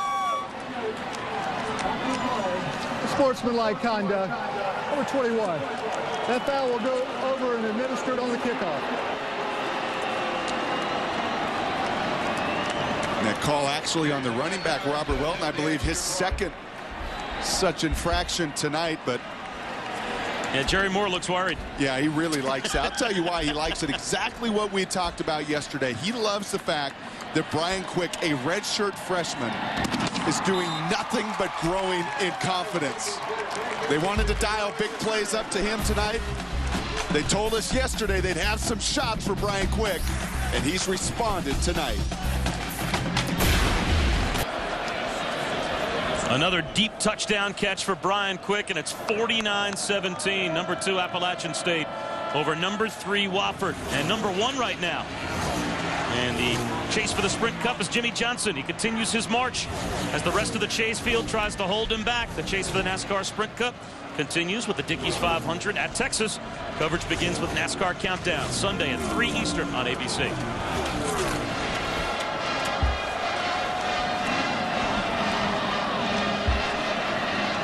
Just under 31,000 on hand tonight at Kid Brewer Stadium, a school record for attendance. And they can fit some extra folks in here now. They added bleachers to the near side of the field, 4,000 extra seats to be exact. Mike Rucker from the 15-yard line.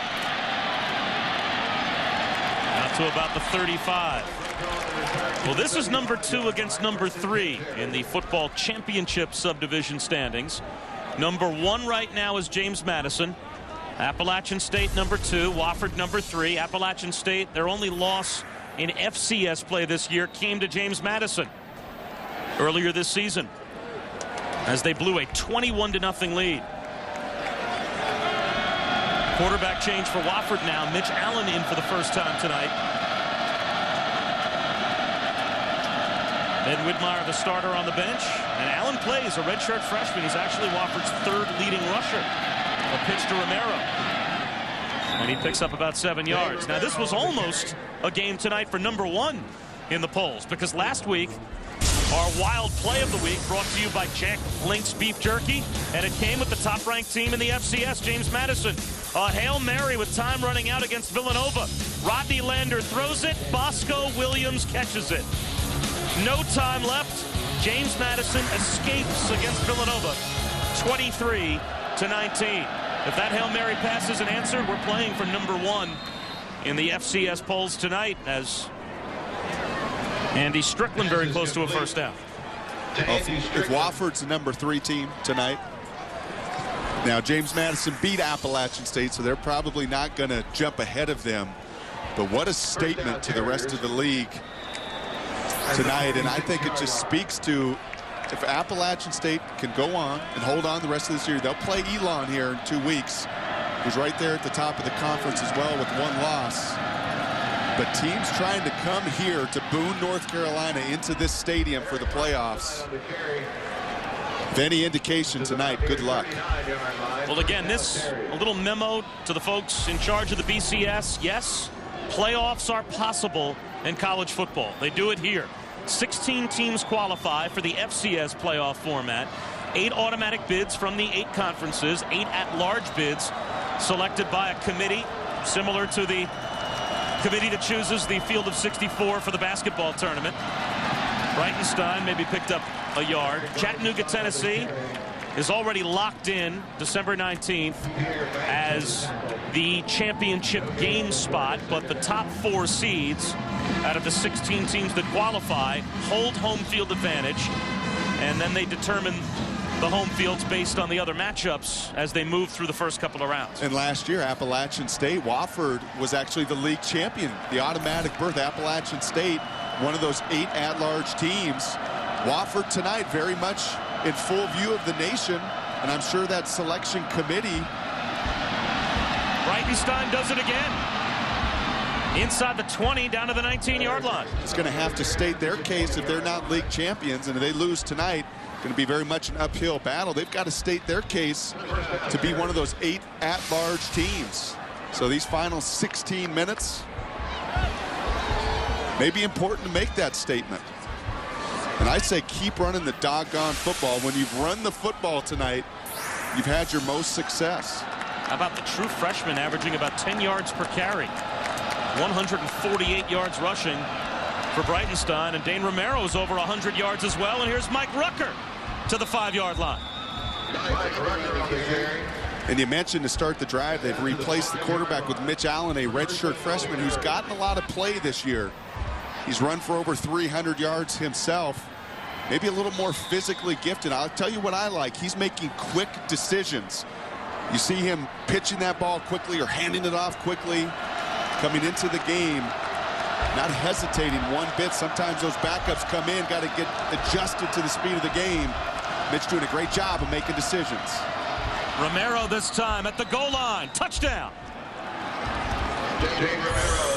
So Wofford scores and draws themselves 6 points closer as we're inside of the final minute of the 3rd quarter.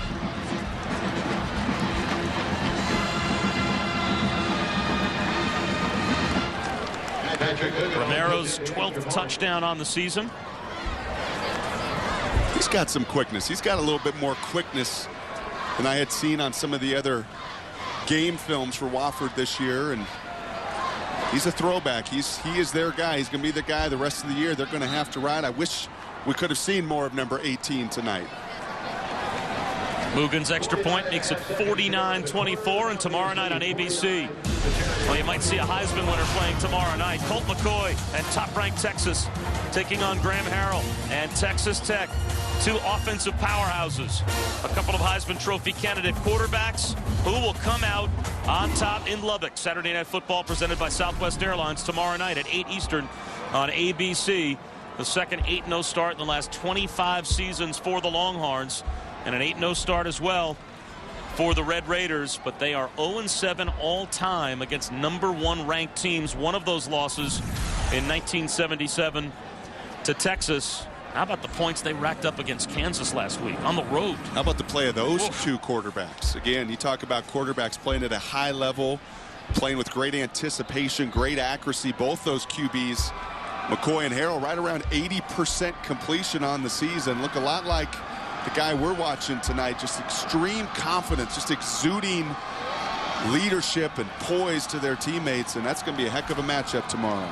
You know, when the Heisman is kicked around, I don't hear Graham Harrell's name mentioned probably as often as it should be. Is that just in your mind, Brock, the penalty that you pay for being the quarterback at Texas Tech, where you're just automatically labeled as a system quarterback? I think so, absolutely, because of some of the numbers his predecessors have put up. I think also Michael Crabtree, the great talented receiver they have, takes some of that conversation away. But you watch Graham and body language and his confidence, he is dealing it right now.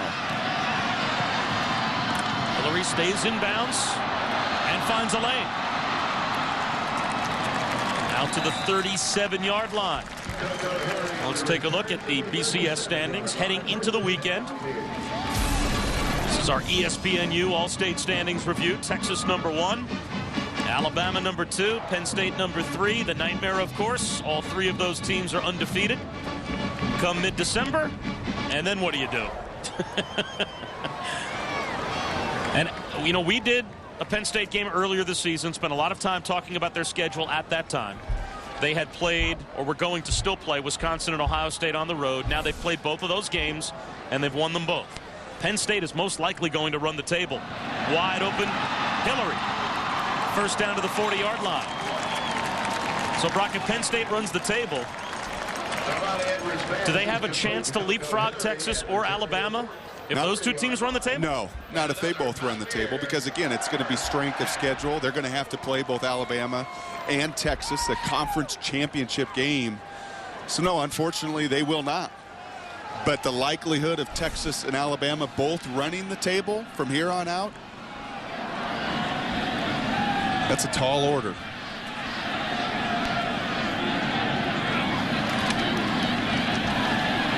Edwards keeps it again. Nice move to the 34-yard line. And that will take us to the end of the third quarter. Edwards already with a career-high passing tonight. 333 yards through the air. And this Appalachian State offense has been on cruise control all night long. They scored on their first 6 possessions, and they haven't looked back.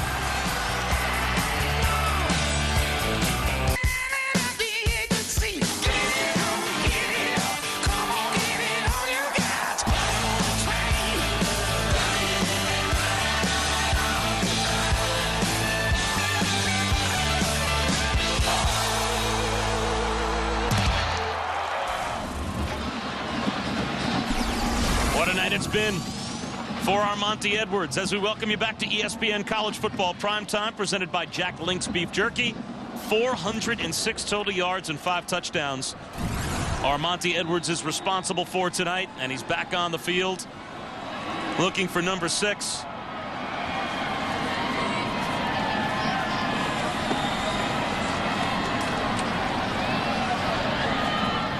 Even backpedaling finds a man on the far side. TJ Corman right at the first down marker. Across the 30-yard line. And they'll have to measure.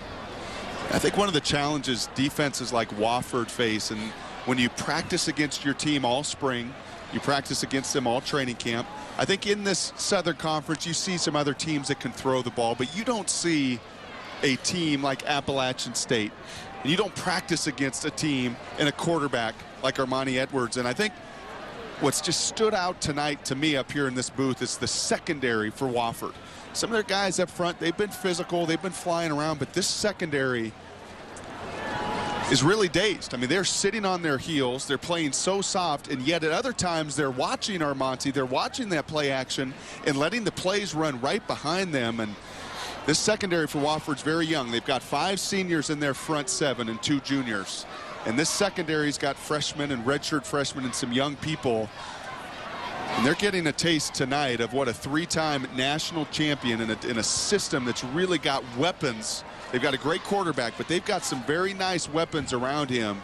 And they've really got this secondary guessing tonight. 3rd down and inches. A fake by Edwards. Looking for Quick again in the end zone. Touchdown. The 3rd deep touchdown pass from Armonte Edwards to Brian Quick tonight.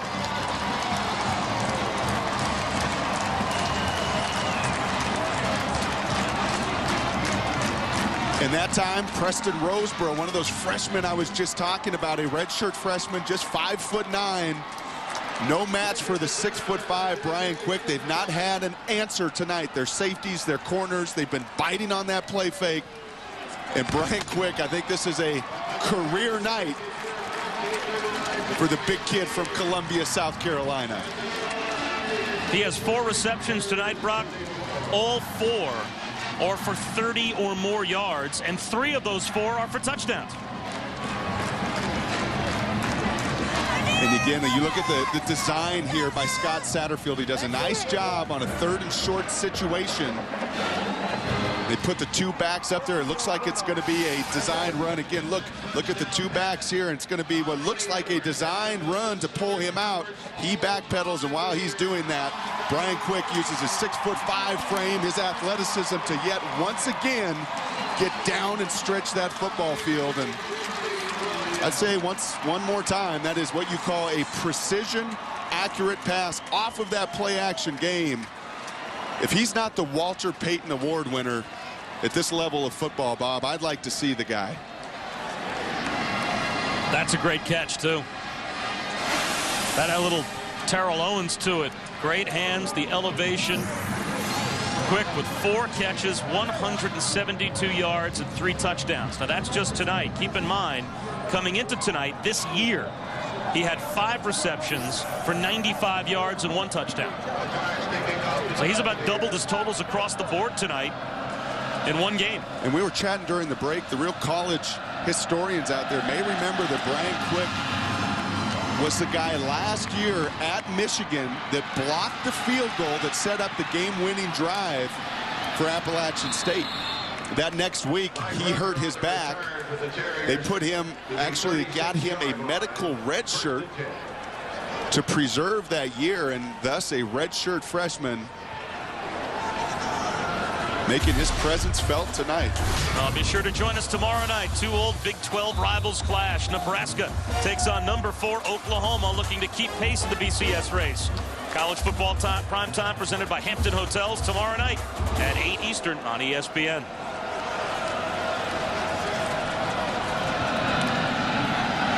A reverse. Justice Joslin cut down in the backfield. Jabari Fletcher brings Joslin down for about a 6-yard loss.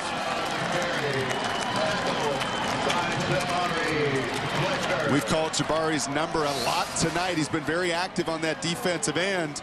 Again, he's got contained here and does a great job.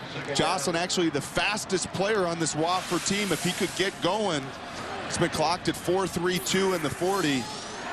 But Jabari, another excellent job at that end in that contained position of getting that big paw out there and forcing the tackle for loss. 6.5 tackles for loss now on the season for Fletcher. Mitch Allen sends it deep. Incomplete. That's pass interference. Joslin, the intended receiver. Ed Gainey was all over him. The Appalachian State sideline might not like it, but that's a good call. Yeah, I think we could see that even from the booth. Ed looked like he was stumbling most of the way down the sideline. Had his a lot of contact running down the field. Ed Gainey, another true freshman for Appalachian State. You look at those guys defensively. They play just... Number 26 on the defense. 15-yard penalty from the previous spot and an automatic first down. They just start the 2 seniors on that defense, and you see there at the end the contact before the football gets there. And if you're coaching the wide receiver, we said this earlier on a deep ball, you'd sure like to see Justice there attack the football. Don't just wait for that football to come down to you. Even force more contact on that ball that's thrown a little bit behind by going up and getting that football. I think Gainey interfered with Joslin 3 different times. A 2-yard gain. Jock Roman comes up and makes the stop on Breitenstein.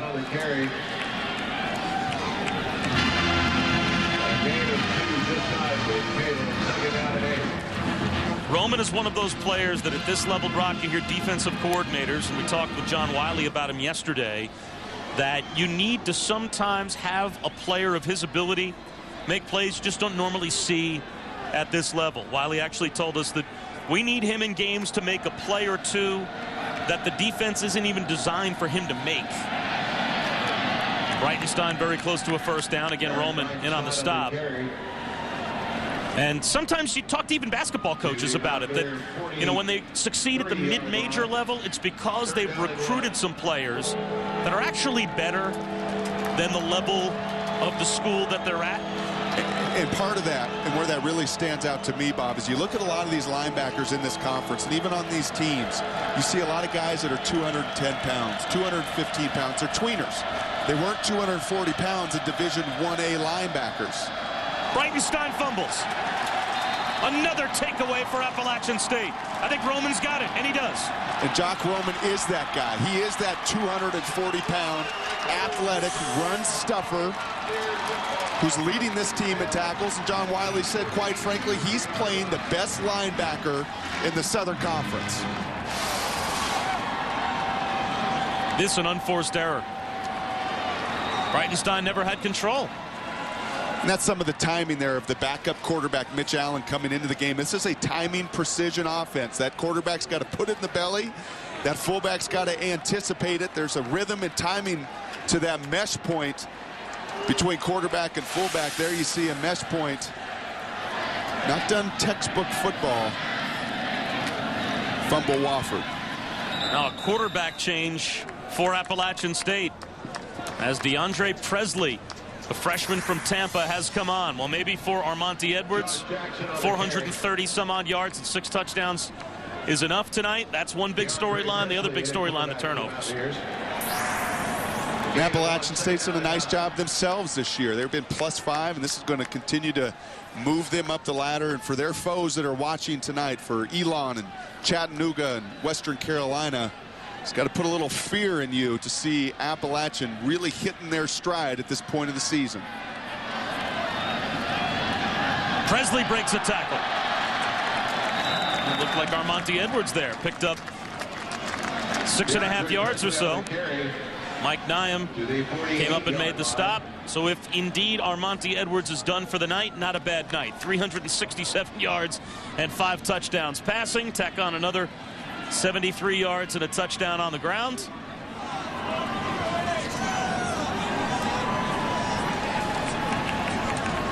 He just adds to his career totals on a Halloween night.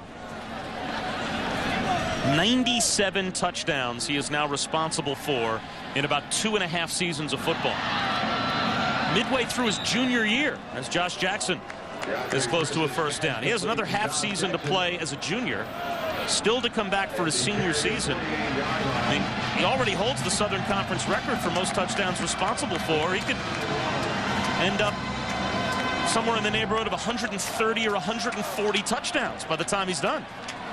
He will be an interesting guy for the NFL scouts to evaluate. We talked about that earlier, and I don't know, you know, this is such a different system. You're in the shotgun the entire game. You're playing, you know, very, very deep in the pocket away from the line of scrimmage, and what he will measure and what kind of size he will have. But boy, his intangibles, his leadership, his confidence, and ultimately his production speaks for itself. Well, with the backup quarterback in the game, some confusion for Appalachian State as to who should have been in the huddle and not, so they called timeout with 10:22 remaining. In the football championship subdivision on College Football Primetime, presented by Jack Link's Beef Jerky, a statement game tonight for Appalachian State. 56-24. They have the lead as number 2 in America over number 3 in America. Wofford came into tonight as the defending Southern Conference champions. They beat Appalachian State last season, only a couple of weeks after App State had upset Michigan last year. And this punt will roll out of bounds inside the 10-yard line. Andy Strickland without a return opportunity. So, Brock, we not only have seen what we might think is the best team in the FCS, and we haven't seen James Madison. James Madison beat Appalachian State. So certainly we have to give them their just desserts, but it's hard to imagine there's a better player at this level than Armonte Edwards. And when you have that player, you can just see everyone else responds. And I tell you what stood out to me yesterday, that coaching staff and the respect, the SID. I mean, it's like Armonte is king around here. Do you want to talk to Armonte? We'll see. He's in class right now, but we can get him. Do you want to talk to him? No, I think we're okay. He's a pretty quiet kid. We'll let his play speak for itself. But, boy, he has really garnered all the praise that he's gotten. You've seen tonight. He's earned every bit of it. And he's worth every bit of admiration that everybody in this community has for him. Yeah, I thought the fact that you was kind of big-time talent man, a little put off that Armonte wasn't delivered when you were looking for him was somewhat uncouth. Why must you tell these lies? Well, you said I was bobbing for apples and trick-or-treating. That's just not true. Do you know who's the quarterback in Washington, people? Where's Armonte? Now, you did seem to have a great time talking football with the coaching staffs for both teams this week, and another turnover. Third interception of the night from Mark Legree. This time he picks off Mitch Allen. So Legree now with 7 interceptions, and he is the national leader now in the football championship subdivision midway through the season. -4 on the turnover ratio tonight for Wofford. They came in +15. Now, you can't fall behind if you're Wofford. Your team, if you had any chance tonight, you were going to run the football, which they have done pretty well and effectively at times tonight. But once they start throwing the ball, you see the uncharacteristic errors and the turnovers. So now it's back to the offense again for Appalachian State, as they continue their home dominance. It's a team that's 38-1 in their last 39 here at Kid Brewer Stadium, not counting tonight. So they will be 40-1 in a 31-game home win streak. No player on their roster has ever lost more than one home game. That's amazing. Incredible.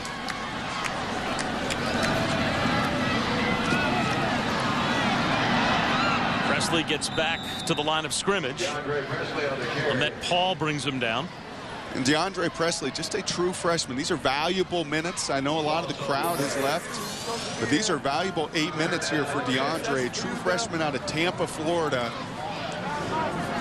He's a little bit like I was professionally when I sat behind Peyton Manning, and I watched a guy that I thought you couldn't play the position at times any better than Peyton Manning played the position. And DeAndre, a similar experience as he's watching Armonte Edwards work within this offense. He's getting to see it performed at the very highest level, and these are very important reps for the youngster because he will be that next guy. Snaps off a throw underneath there for about 6 yards, so it'll be 4th down and 3. And there seems to be some hesitation on that Appalachian State sideline as to what they're going to do. Plenty of time to decide. 25 seconds on the play clock. And it looks like they're going to leave their offense out there for 4th down and 3. You see there DeAndre, just 5'11", 170 pounds. Much like Armonte, he's going to grow within the system. They've got a great conditioning program. He's going to add some size and some strength. They like his... Ball tipped at the line, still caught by Ben Jordan. He caught it with a knee down, but good for a 1st down at the 30-yard line. They like his moxie. You read some of the articles throughout this season and this coaching staff. They like some of his poise, some of his swagger. And again, I think it helps when you watch a guy like Armonte get it done, and a great job there by Jordan to not lose focus on that tipped football, convert. Once again, another 3rd down.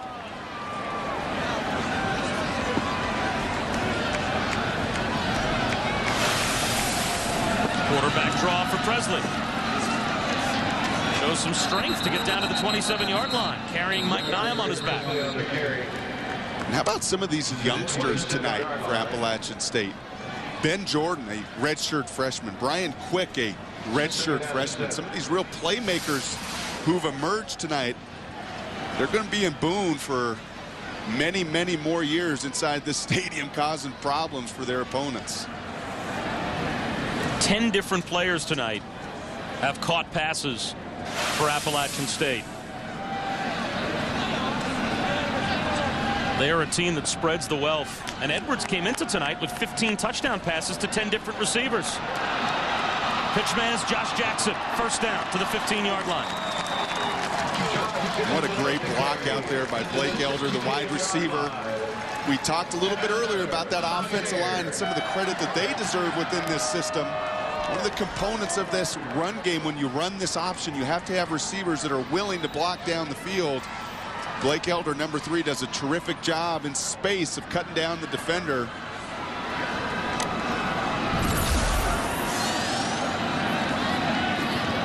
This Appalachian State offense, a lot like the West Coast system. They always talk about the West Coast as an offense that distributes the ball to everybody, gets everybody involved. This system with the multiple formations, the multiple shifts, all the motions, all the option. Jackson takes the pitch. Touchdown. Can they make it look any easier? The backup quarterback and a running back that began the season 5th on the depth chart at halfback ends up taking it in for the score. And I called out Blake Elder earlier again on this touchdown run. A terrific job of blocking down the field. I think this is a system that's got to be easy to recruit to, isn't it, Bob? When you see the playmakers, and as we've talked about, everybody has an opportunity. You never know when your number's going to get called. Jerry Moore's got this thing going at Appalachian State. Even when the backups are in the game, the backup quarterback, the freshman DeAndre Presley, to the 5th string running back, Josh Jackson, for another score. That poor guy's job is to do a push-up for every point scored by Appalachian State. And he tried his best. We were watching during the break, and he got somewhere in the mid to late 30s, and that was it. It was all over. They've got 63 points on the board. Keep in mind, every time they score a touchdown, he starts over again. He's probably done about 200 push-ups tonight. And this kickoff will come down to Mike Rucker, who's been way too busy, and he's brought down again at the 22-yard line. 9 touchdowns by 6 different players tonight for Appalachian State. And the BCS standings certainly front and center as we head into the weekend with 2 matchups of teams that are in the top 10, as Texas will take on Texas Tech, Florida and Georgia. A pair of 1-loss teams in the SEC will both meet. Last year we had a 2-loss team in the SEC win the national championship. So a lot could happen between now and the end of the season, as a pair of unbeatens in the Big 12 in Texas and Texas Tech will meet. Mitch Allen up the middle for about 8 yards. But there are other teams that could possibly crash the BCS party. How about Utah? At 8-0, they already have a Fiesta Bowl win on their resume at one point. Boise, also with a memorable BCS victory in their recent past. They're 7-0. TCU is 8-1. Their only loss this season to Oklahoma. And the Horned Frogs will take on Utah on November 6th. So not only those 3 teams that could still factor in, and teams that are in non-BCS conferences. Michael Scott with a first down into Appalachian State territory. But also we still have 4 teams that are undefeated in BCS conferences. Alabama, Penn State, Texas, Texas Tech. We're going to be doing Ball State, Miami of Ohio a week from Tuesday, Brock. So there is still a lot that could turn this again into a terrible year for the BCS, proving that that system still doesn't give you oftentimes a clear-cut national champion. I think out of all those teams you talk about, those BCS busters, I am really looking forward to watching TCU play Utah. I think TCU is a phenomenal football team. What they did to BYU a few weeks back, they dismantled it. And they play terrific defense. They run a system, not quite the spread, but they've got a quarterback that's healthy now, and they can run it, and they can throw it, and they've got a lot of playmakers. But anytime you play the defense the way TCU does, and they went on the road to Oklahoma and held their own, I'm looking forward to watching them take on Utah. And the rest of them, Ball State, Boise State, I think great stories. Tulsa.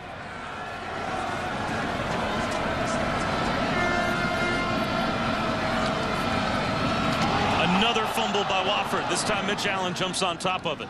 It's been that kind of night for the Terriers. And it will be 3rd down and 11. Again, this is a team that came into tonight #1 in the nation in the football championship subdivision in turnover margin. a +15. Tonight in this game alone, a -4. They have given the ball away 4 times tonight. In their previous 7 games, they'd only given it away 5 total times.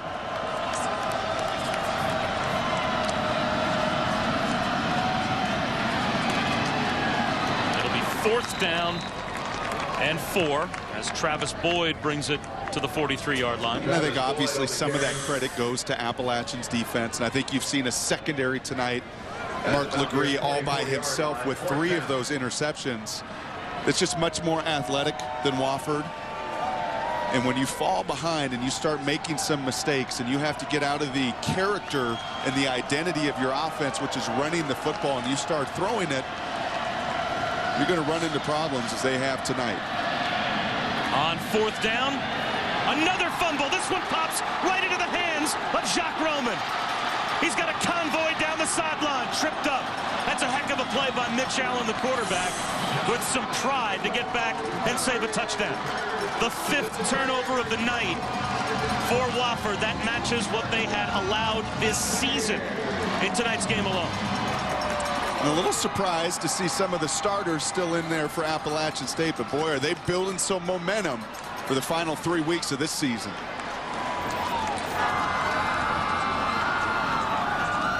Number 2 about as impressive as could be tonight over number 3. 5 turnovers for Wofford and a 63-24 lead for App State. College football primetime presented by Jack Link's Beef Jerky. And a statement tonight on national television for Appalachian State. Tomorrow night a statement will be made by either Colt McCoy or Graham Harrell. Texas Tech, 2 undefeated offensive powerhouses. Who will come out on top in this high-stakes duel in Lubbock? Saturday Night Football presented by Southwest Airlines tomorrow night at 8 Eastern on ABC.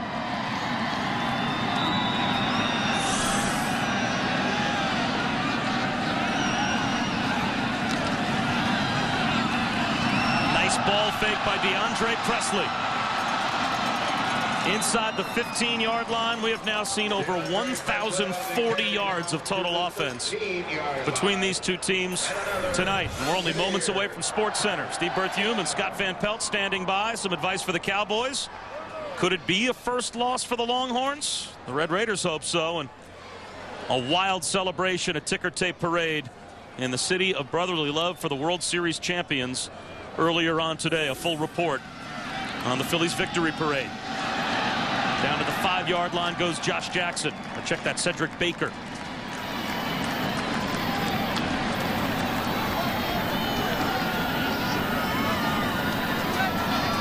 I'm not sure what the rush is here for Appalachian State. 1 minute and 45 seconds to go in the 4th quarter. And with 20 seconds on the play clock, they're snapping the football. A keeper for Presley. Launches himself into the end zone for a touchdown.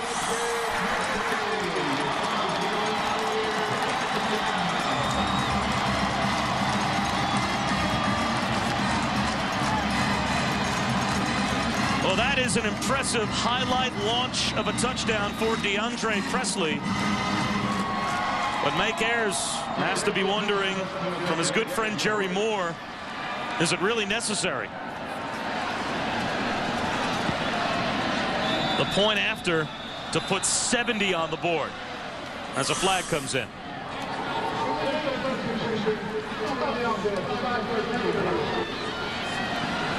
Yeah, I was making that point when you saw Jacques Roman, the starting inside linebacker, returning that fumble on the last defensive series, why some of the frontline starters defensively are still in the game. And you wonder what that conversation between 2 very good friends, Jerry Moore and Mike Ayers, they've battled many a time, and Jerry said when we go to football conventions, we sit together, our wives sit together, we're very close.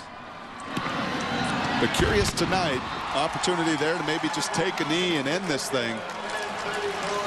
Well, certainly after you pick up the 1st down, you can take a knee with a 40-second play clock. And you can understand the true freshman. You tell a true freshman who's watching a guy make a human highlight reel all game long, I want my opportunity to make a play. And if you're going to call that play and call his number, he's going to exert himself and make a play. But I think it's go ahead in time and just take a knee and run the final 90 seconds. And that's a lot of production. Armani Edwards, who spent pretty much the entire fourth quarter on the bench, 440 yards of total offense and 6 touchdowns that he factored in, 5 touchdown passes and a run of his own. And he was gone by the time we began the final 15 minutes, averaging nearly 10 yards per play tonight. oh, we've got a new push-up gal. She's going to knock off 70. They needed her the first time. Yeah, the superhero from before, he just gave way. Don't tell me that was 70. That's pretty good.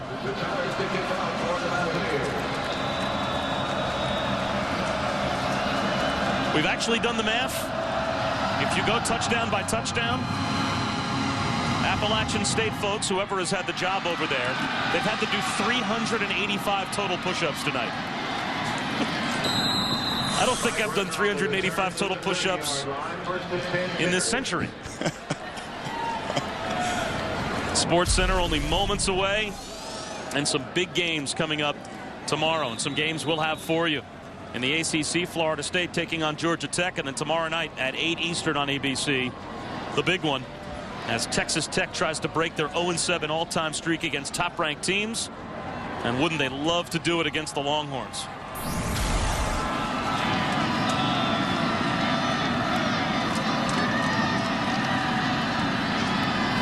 Keeper for Mitch Allen. He is hit from behind at the 46-yard line of Appalachian State by DJ Smith.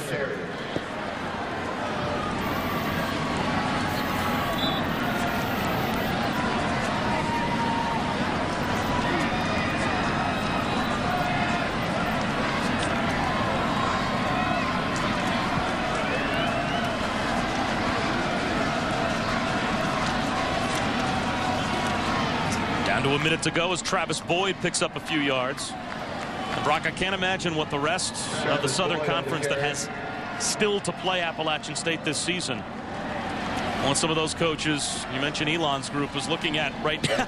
It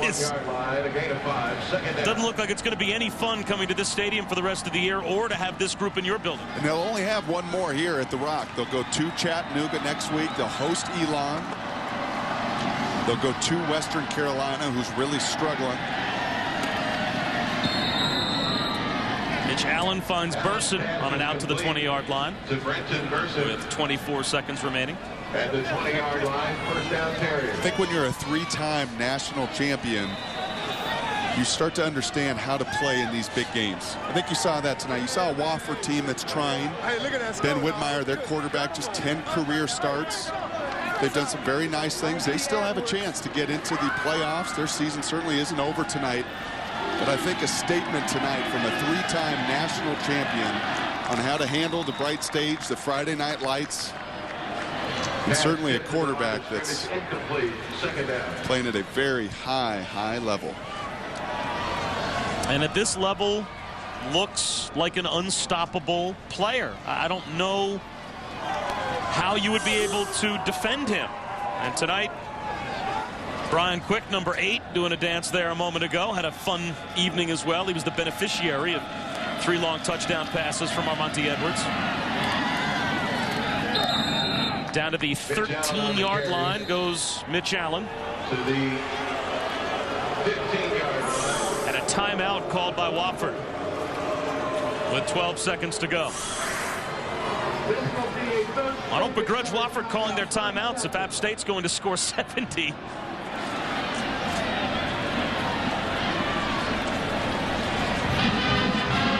But you're right, Wofford, it's hard when you are beaten this badly to keep it in perspective, but isn't that the job for Mike Ayers and their coaching staff, right? You're down 70-24 against the team that's number 2 in America. You're number 3, but this is only your first conference loss of the season. And again, this is college football with playoffs. And they're going to have a tougher road. Now, Appalachian State, as I said, Chattanooga's 0-4 in the league. Western Carolina's 0-5. Wofford's got to get it together. They're going to play the Citadel, Sanford, and Furman, who's on the top half of this Southern Conference. So absolutely, they've got to think to themselves, put this game behind them, get to 7-1, stay in those national rankings, get to be one of those at-large bids, and stay alive. You wonder how far a team slips when you lose this badly, but yet it's on the road against a 3-time defending national champion who's number 2 in the polls.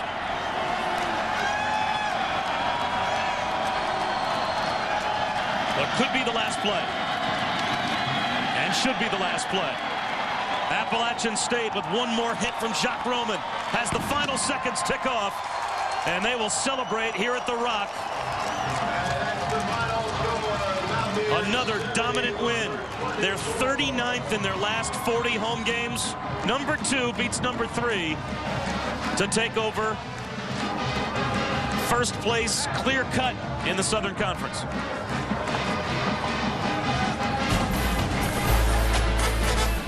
A scary night for Wofford on Halloween, but Appalachian State looked that much more dominant.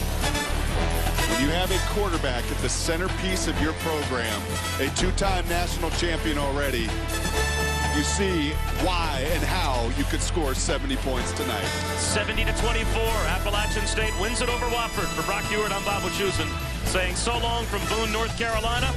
This has been a presentation of ESPN, the worldwide leader in sports. Now it's time for Steve Berthume and Scott Van Pelt and SportsCenter.